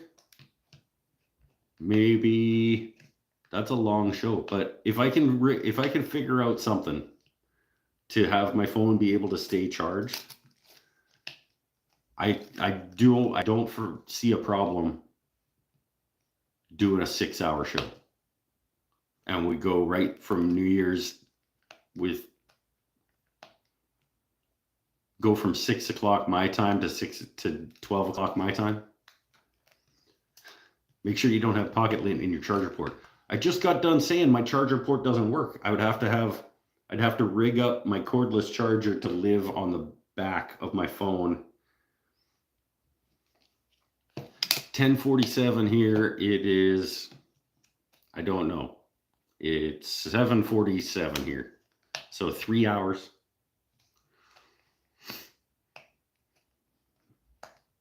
Here on the East Coast, we plug our phones into things called chargers. I swear I will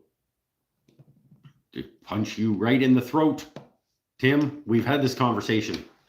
I will meet you at the border so that I can punch you in the throat with a hand plane.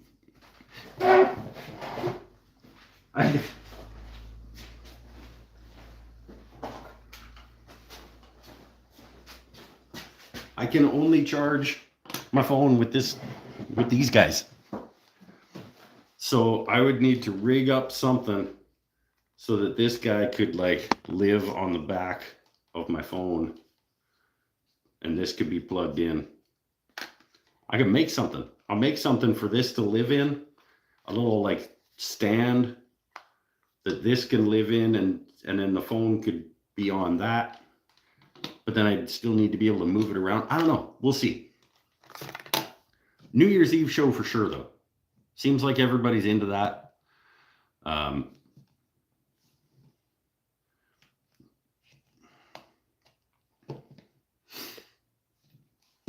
Come at me, bro. Oh.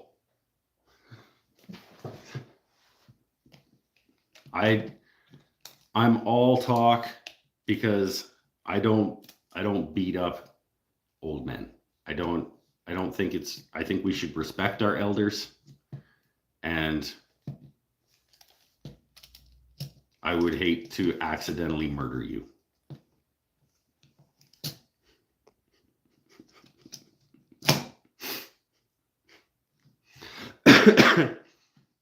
You just need a USB extension cable. What?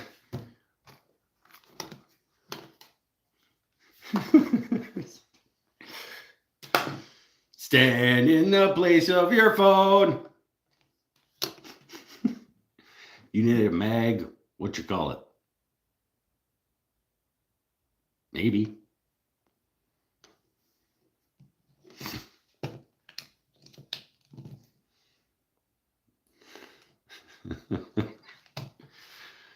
What? Sean, what are you talking about? USB extension cable. I don't even know what you're talking about. I need this to be able to live on the back of my phone.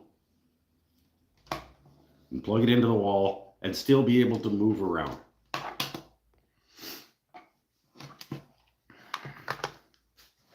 This is kind of funny. That's what we go for, kind of funny.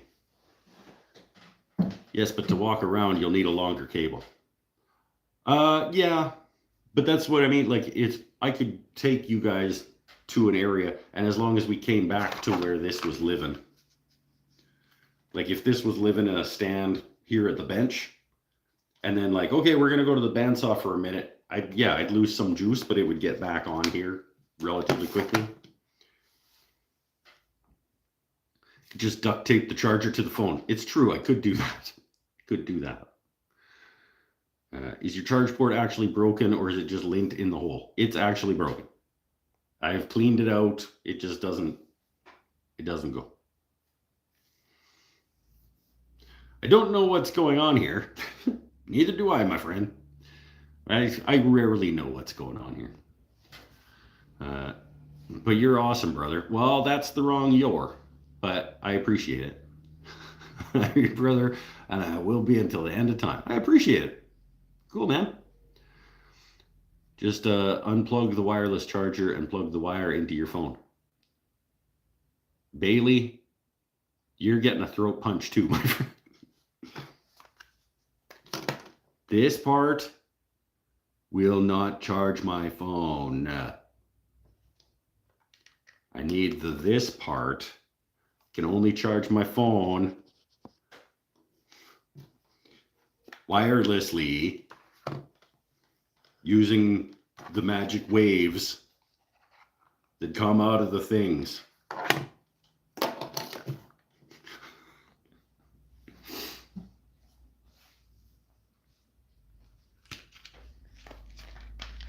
Somebody else want to comment on how I should just plug my phone in the bottom with a cord? I'm surprised no one said to get a new phone with a working charge port. It has been, I was supposed to get a new phone last Christmas. Last Christmas, my Christmas gift to myself was going to be a new phone.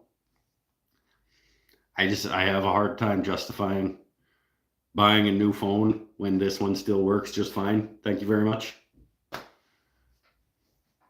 Just because, like, I have to charge it wirelessly instead of through the bottom, but everything else is pretty okay. Like,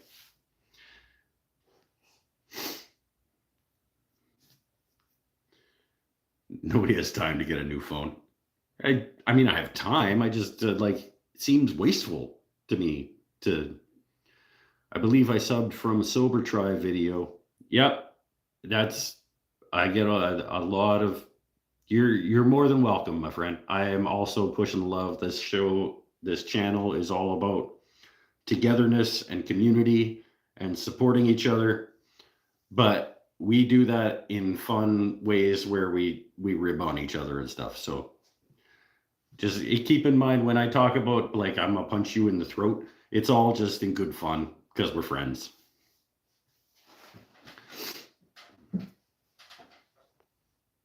Works just fine. Works just fine, other than the charge port.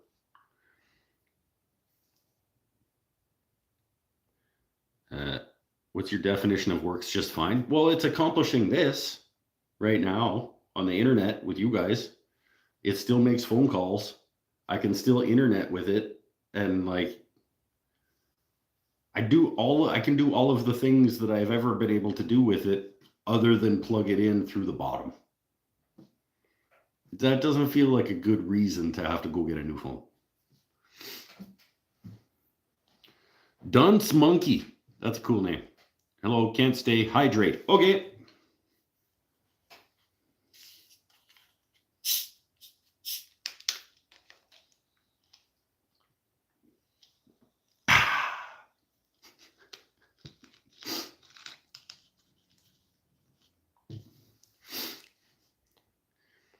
I can appreciate your frugality. Is that a word? Yeah.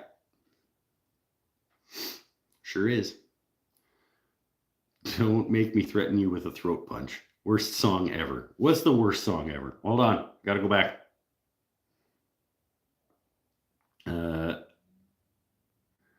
Last Christmas he gave. Is that Wham? I think that's Wham. It's an iPhone? No, it is a Samsung S20. It's not a new, the phone doesn't owe me anything. I've well past paid it off. You can make a jig to hold the phone to the wireless charger and add a USB extension cable to your current cable for more than yeah. That's what I'm talking about. Maybe doing that so that I can do like a big, long extravaganza show.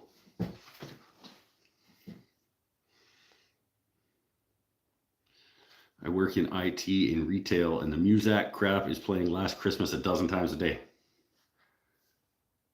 you want me to go get a guitar?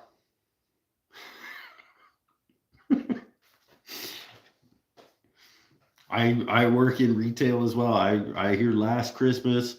I hear, Feliz Navidad can just, it can die too. There are a few Christmas songs though.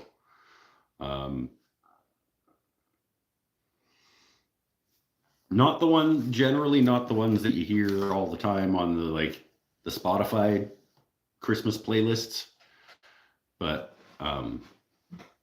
there are some Christmas songs that are okay. I don't like the way that they play it, but I do like the Gwen Stefani and what's his face country guy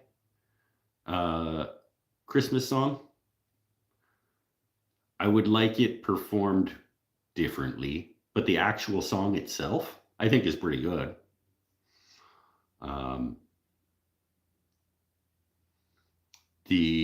I do like the John Lennon. So This Is Christmas. Is that what it's called? It's a pretty good Christmas song. I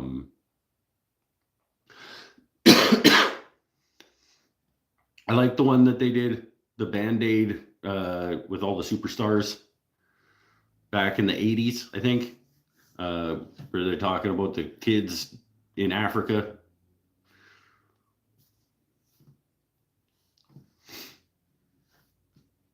Hubby is in England and told me tonight Last Christmas is the #1 song in England. It's probably true.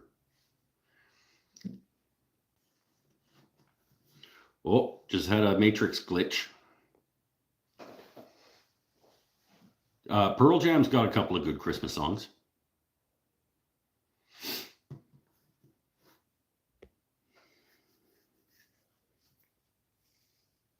What else? What other good Christmas songs are there? There's the I don't mind the one Was it driving home for Christmas? There's a couple of good versions of that. That one's okay.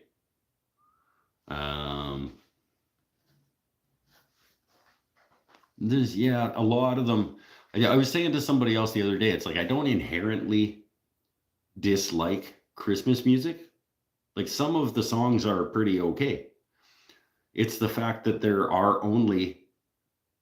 it seems like there's only 17 of them. And so when there's 2 months of the year where you only hear the same 17 songs over again, it doesn't matter how good they are.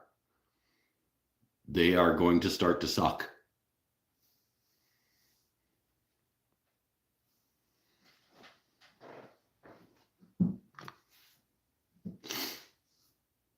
I've got to get. Take it easy. Merry Christmas. Thanks, Corey. We'll see you. I mean, we're here every Saturday, and then the 28th, next Saturday, 28th, then maybe 29, 30, 31. Might do shows every night. Might do big, long extravaganza if I can figure out a way to keep charged on New Year's Eve.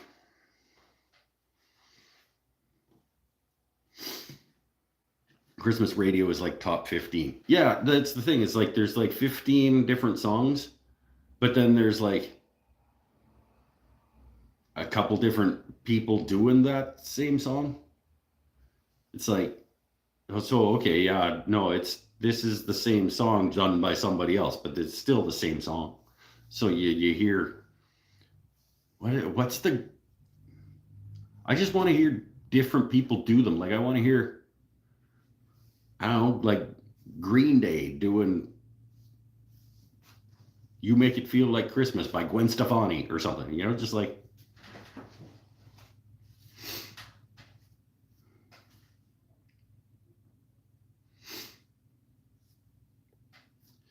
Very cool. I'll try to drop in. Yeah, we'll be here.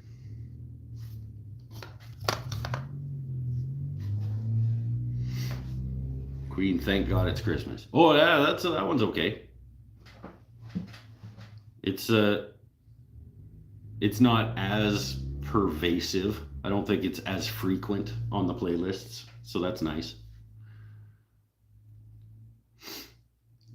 You have what it takes. It's in you. I don't know if you're referencing a Christmas song or if you're just giving me a compliment, but either way, thanks. The Kinks' Father Christmas. Okay. I don't know if I know that one. Anything by the Pretenders is always good.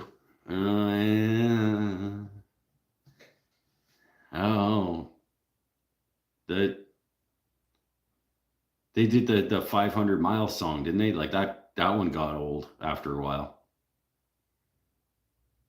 That one, it's a good song, but damn, like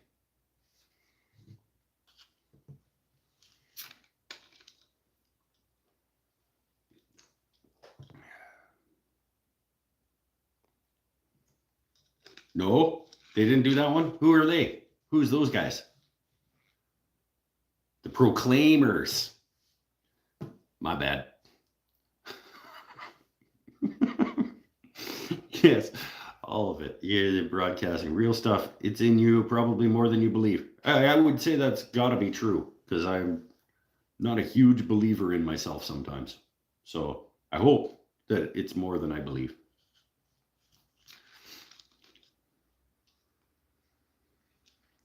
I would walk I'm going to get it stuck in your guys' head. 500 miles and I would walk 500 more. I'm going to get demonetized.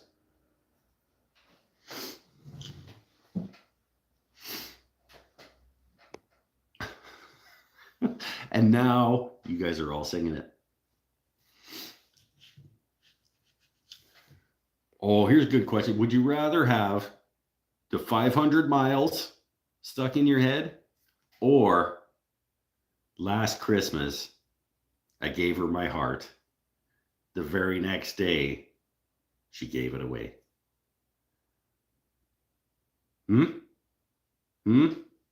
Which one?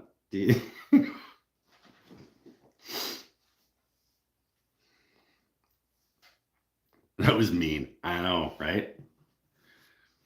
Oh, we got different votes. We got Last Christmas. We got 500 miles.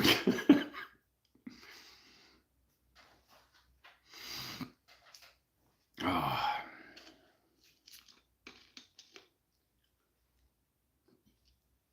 And I will take, honestly, I'll take either one of those songs every time over anything by The Weeknd. That dude sucks.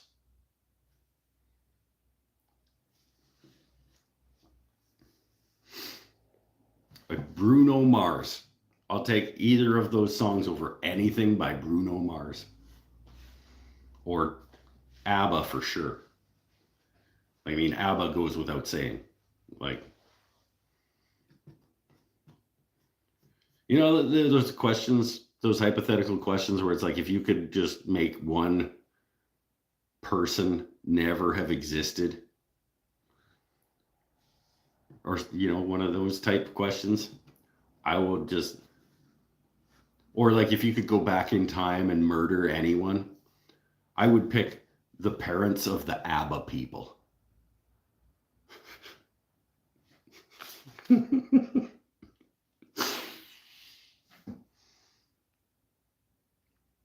What did they do? They didn't, I mean, it's not their fault, really. It is, though. It is their fault.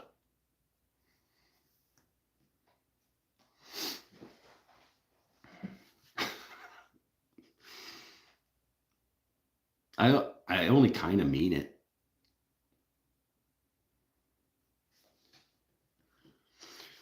I take the Hanson Brothers song over most.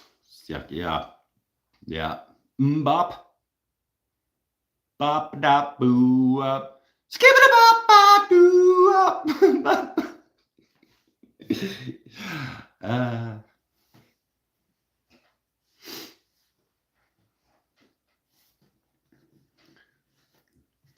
Apple was just 70s Swedish pop. It had a place for a time.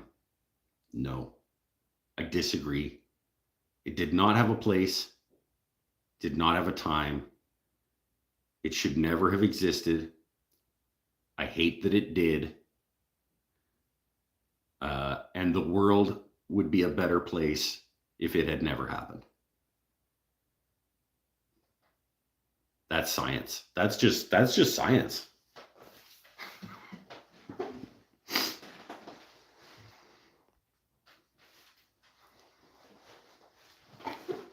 It's just that, yeah, I mean, that's,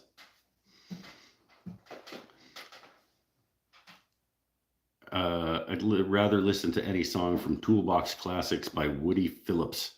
I don't know what that is, but I guarantee you I would rather listen to it than ABBA, if that's what we're still talking about. What about Lamb of God? Literally deep lyrics, unreal bands. I have heard of them.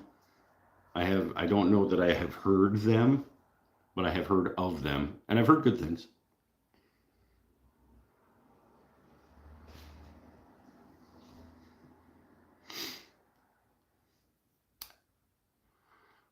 Abba Dabba Doo. Tim?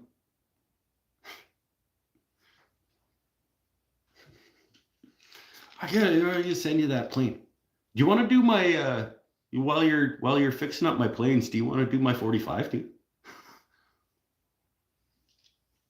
It's looking a little dingy.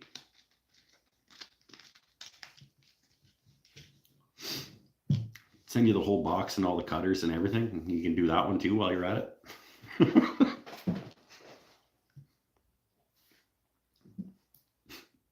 And also, what else could I get you?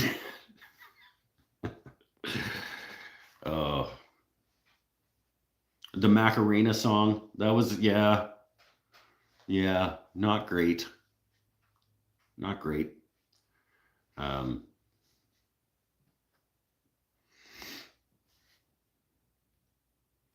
The one with the guy that doing the Korean guy. Remember that one? He was huge for like 3 months and completely disappeared, and he was doing the thing. I don't remember what that song was, but it was super annoying. You realize how much the shipping is going to cost on all that cast iron? No, I do not. Gangman's, yes, Gangnam Style. That's the guy.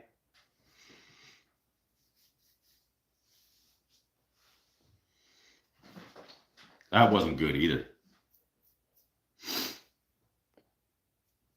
It wasn't ABBA bad, but it wasn't good.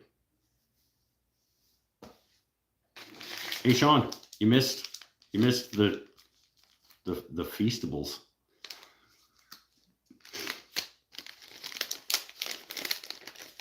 It's okay.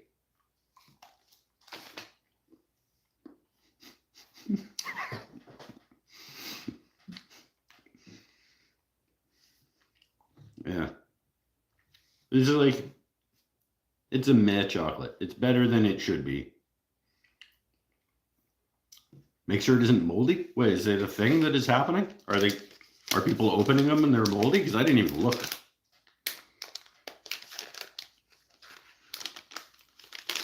Be right back. Okay, bye Tim. We might still be here. I don't know. It feels like I should maybe start wrapping things up, but it's a dig at his Lunchables knockoff. It's okay. It's not. I don't know enough about the guy, or he just feels like a scammy kind of deal. But it's fine. It's a mediocre chocolate. I expected it to be worse than it is.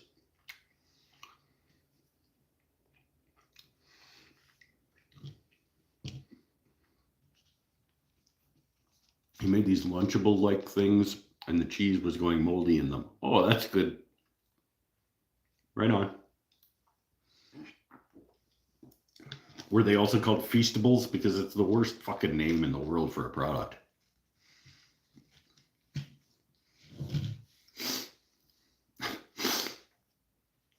Like, it lost points. Like, it was going to be a 5. It was going to be a perfectly right down the middle 5.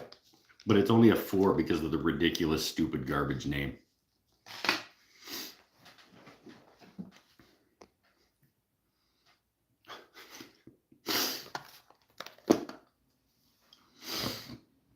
One more cigarette, I think, and then we'll get things wrapped up. I like that you guys are stoked on the New Year's Eve idea. That'll be fun. I'll figure out something between now and then to keep the phone charged. They call them Lunchly. That's another stupid name. What's with him and making products with stupid names? Okay, Mike, I'm going to tap out. I'll definitely check in on New Year's Eve. Peace. All right. Later, Vinny.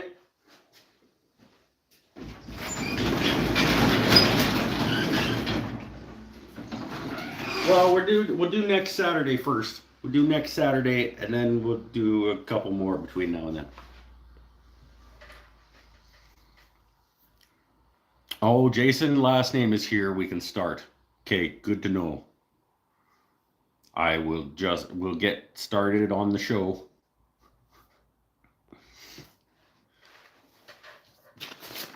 It's time for Mike's Never Happened. Jason, like, it's the same time every week, my friend. Come on.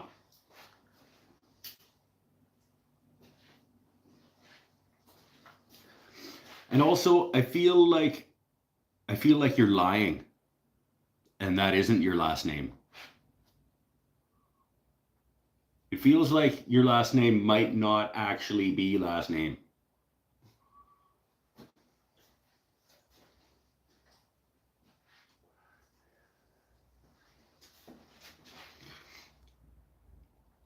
How's the shop reno coming along? It's almost done.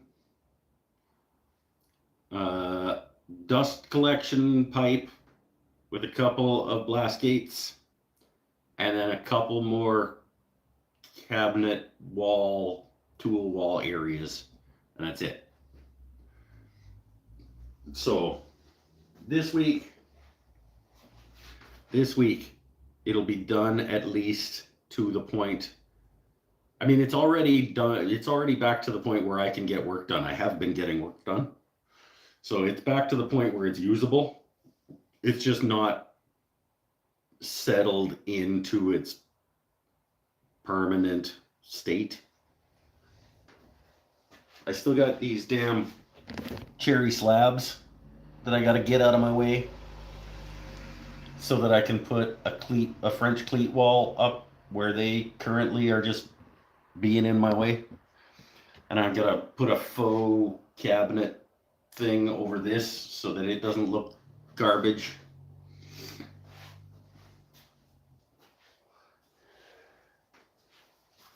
And then it's pretty much ready.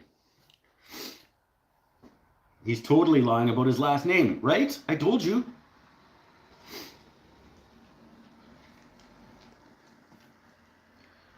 Did you get the drum sander? I have not gotten the drum sander yet. I still don't have the finances in place where the funds are not currently available for the drum sander. And I also want to wait until, like, Laguna does these periodic sales on all of their machines. And they're frequent enough that I want to get the money in place to be ready for when that sale happens. So usually it'll be like a month long. I mean, they're only like 10% off, these sales, but the 10% off $2,000 is a couple $100. So I want to have the money in place and ready to move when that sale happens, so that I can say, I mean, why not save $200?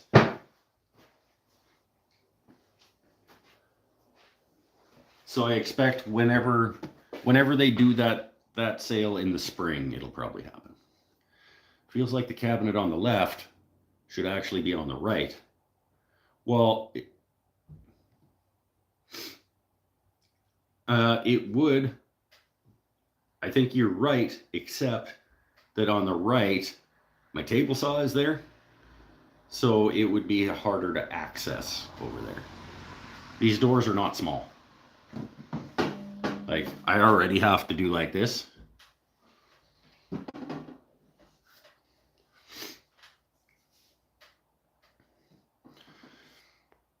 Please know you are loved. Everyone reading this, you are loved. It's true. It's true.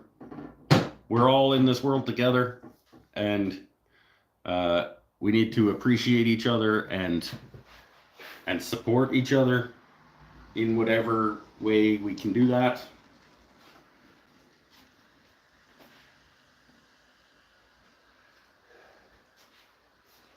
We are all more alike than we are different.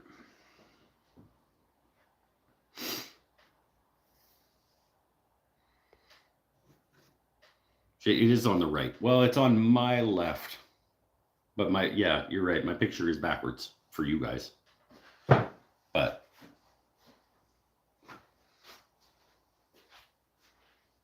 it's where it needs to be in relation to where it can be. Backwards.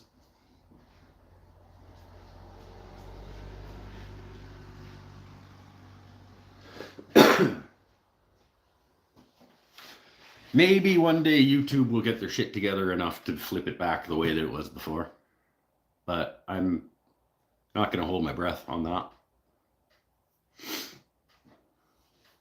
Because YouTube is really good at just screwing things up for no reason when they don't have to make a change. Like, they change things to make them worse when it was unnecessary to change it at all.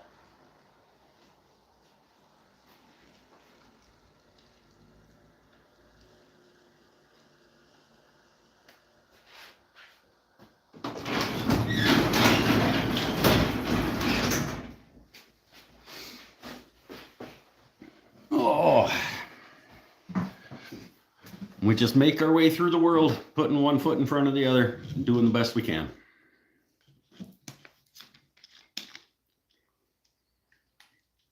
Trying to be a little bit better today than we were yesterday, and do the same thing again tomorrow. How are you doing with sobriety during holidays and get-togethers? Well, I haven't done any get-togethers, and we were talking about how I'm probably going to be doing live shows significantly more often between Christmas and New Year's, and including New Year's. Partially for that reason, because wife is taking boy to her parents' place on the 26th through to the end of the year. And I am working 26, 27, 28.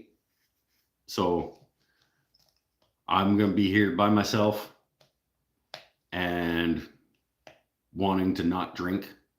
So I think I'm just going to hang out with my friends on the internet and make stuff.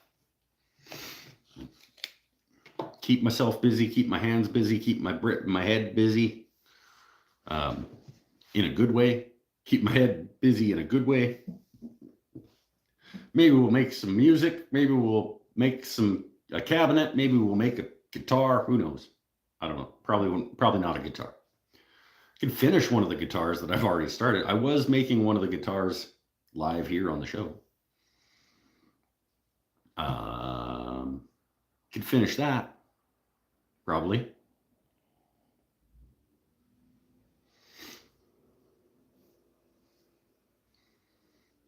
Still standing vertically and breathing. Yep. Woke up again today. Gonna do it again tomorrow.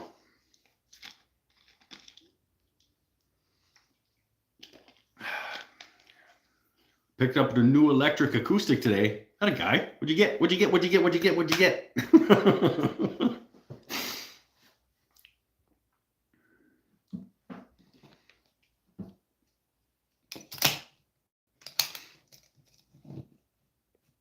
Now I'm excited. What'd you get? Esteban. Don't know much about it. Esteban. I've heard the name, but I don't know anything more than that either. Hey, if you like it, it's good guitar. One of the best guitars one of my favorite guitars that I ever played. Sometimes you just stumble upon a good guitar that it wasn't expensive, it wasn't fancy, it just sounded good and felt good. Was just a Dean acoustic. I didn't buy it. I should have bought it. I didn't have the money at the time. I was in a shop in Edmonton, Alberta, and there's a Dean electric acoustic that I picked up, and it just felt nice in my hands, and it resonated nice, and it felt good, and it sounded awesome, and it wasn't that expensive. But it will, like, sometimes they just, yeah.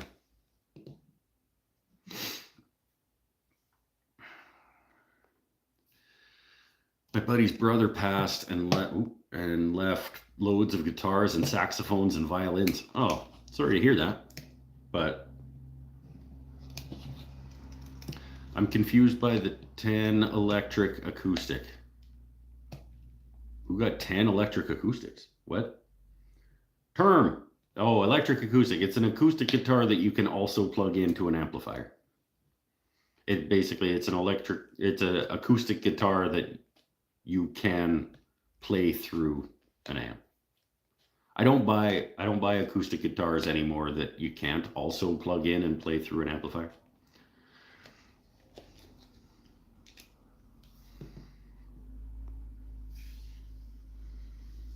Found a Gibson J45 acoustic, needs help. We'll give it some help then. Or find somebody to help it.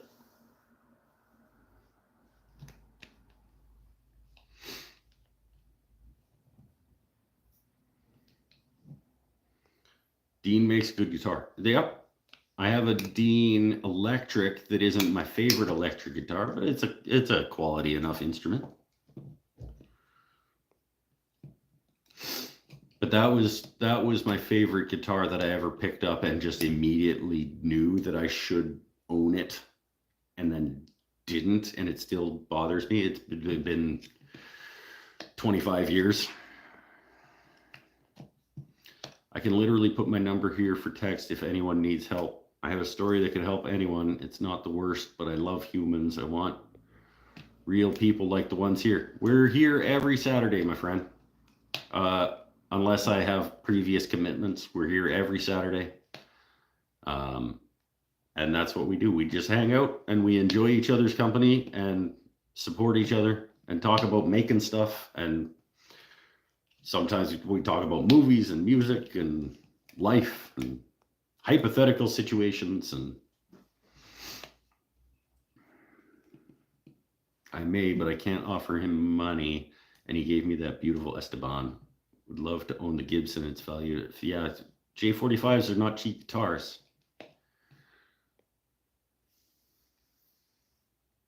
But even if you can't own it, help him find the home that it needs to be in. Help him find somebody to get it back to where it needs to be and get it into the hands of the person who needs to own it. If you can.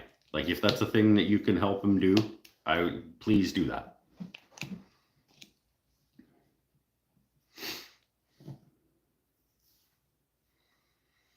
I'm going to be here. I love this. I'll tone it down next. Tone it down. Maybe a little bit, but I love your enthusiasm for positivity. I actually called a guy who's going to come look at the whole lot and buy it all. Sweet.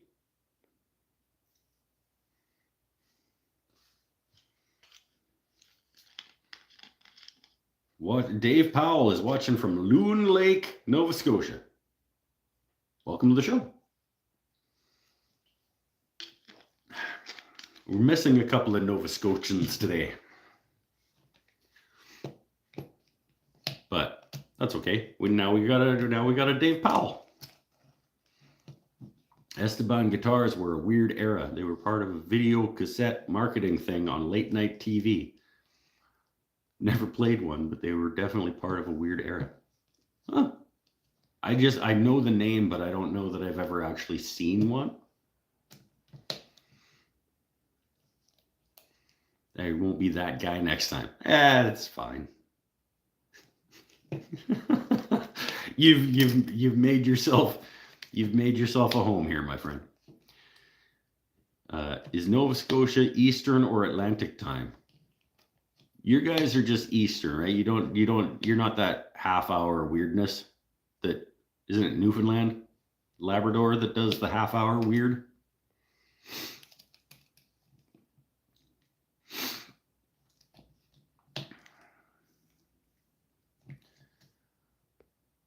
It seems like a well-built. Okie doke. That's not a sentence. That sentence does not have a subject. I guess it would be the subject. You never mind. Seems like a well-built. Needs a noun at the end. Just came in from turning a French pin and made 2 spreaders.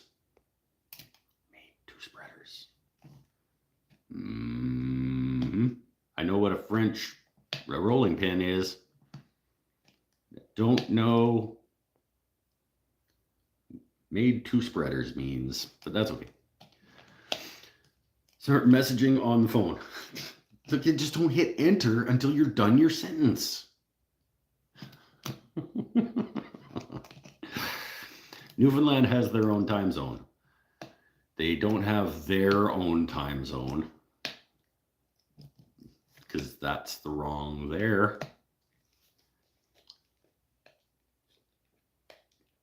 Spreaders for spreading cream cheese. Oh, so you used the wrong 2. You made 2 spreaders. Twoo.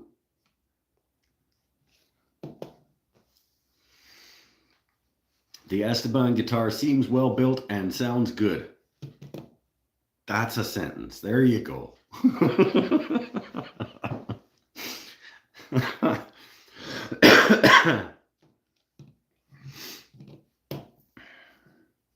See, now the message gets across.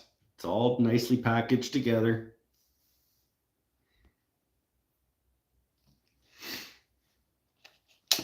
It's late. Was plowing snow at 3 a.m. Yeah. That's because you live on the wrong coast, my friend. We don't need to plow snow at 3 a.m. because we're on the right coast. Well, we're on the left coast, but we're on the correct coast. We're on the good coast.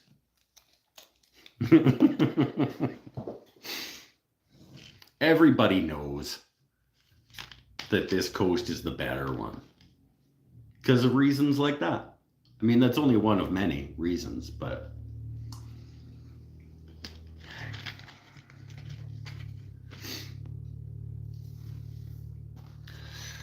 I think we'll get this wrapped up for tonight. We're over 2.5 again. What's snow, Eric's like? Snow, it's like, it's the stuff you see in the movies where they're like bundled up in coats and it's white and falls from the sky. Awesome to see you're doing well. Better every day on your journey. I don't know if I would say better every day on the journey, but the trajectory overall is going in the right direction. There are worse days than others, for sure. Not every day is a step up from the day before, but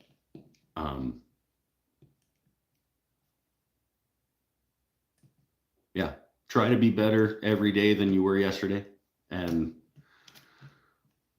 make the right decisions all the time.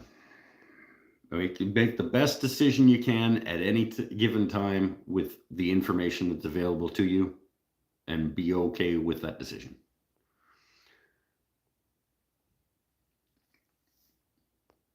Drank for years. I had demons to use alcohol. Yep. 7 years. After years of sober war with my demons, I conquered them. Had a guy.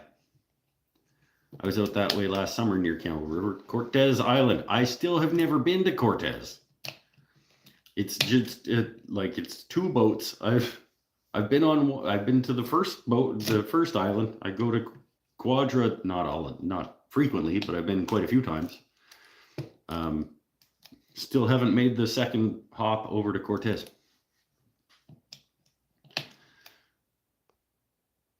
All right, later, Jason. Not Jason the liar about his name. Jason Incognito.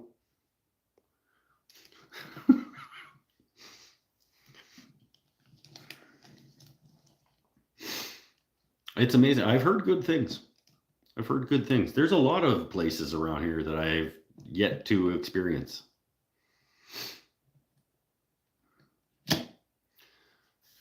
Skull. Bearded Viking Woodworks. Hello. We're just about to shut it down, my friend. Apologies that you came in so late, but welcome and also good night. Because we are wrapping things up.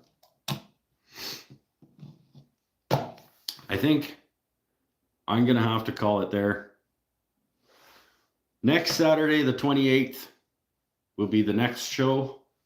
And then we'll probably do 29, 30, 31. To keep me from drinking and make something cool. Maybe make something out of these big cherry slabs.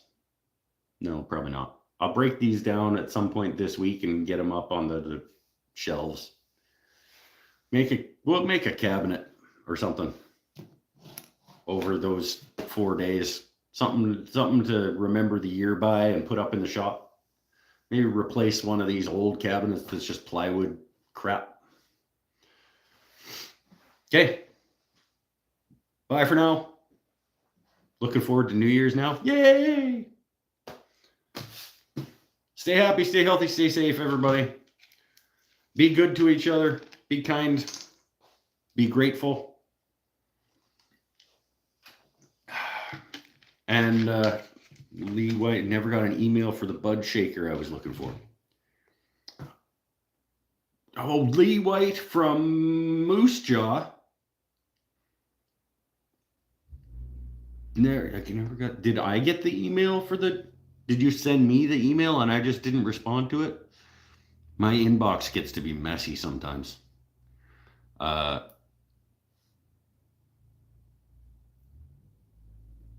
Yeah. I remember the conversation. Oh, you know what happened? I opened it was the night that my computer was out here, and I opened it live on the show. And what happens when I open an email is then it registers as having been read. And so that I don't see that I have that unread email anymore, and I forget. Okay.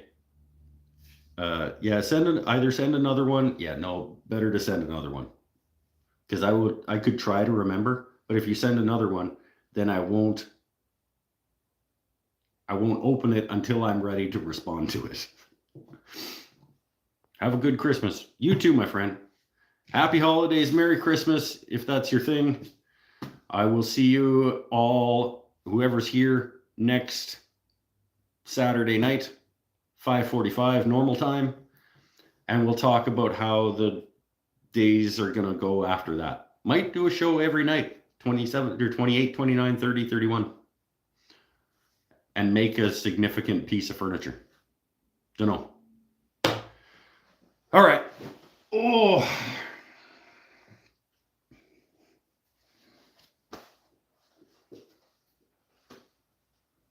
Bye for now.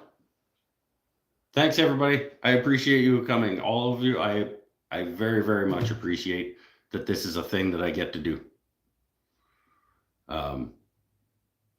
Yeah, it's amazing. It's amazing that I hang out in the shop with my phone on the internet, and people come and then they come back again the next time.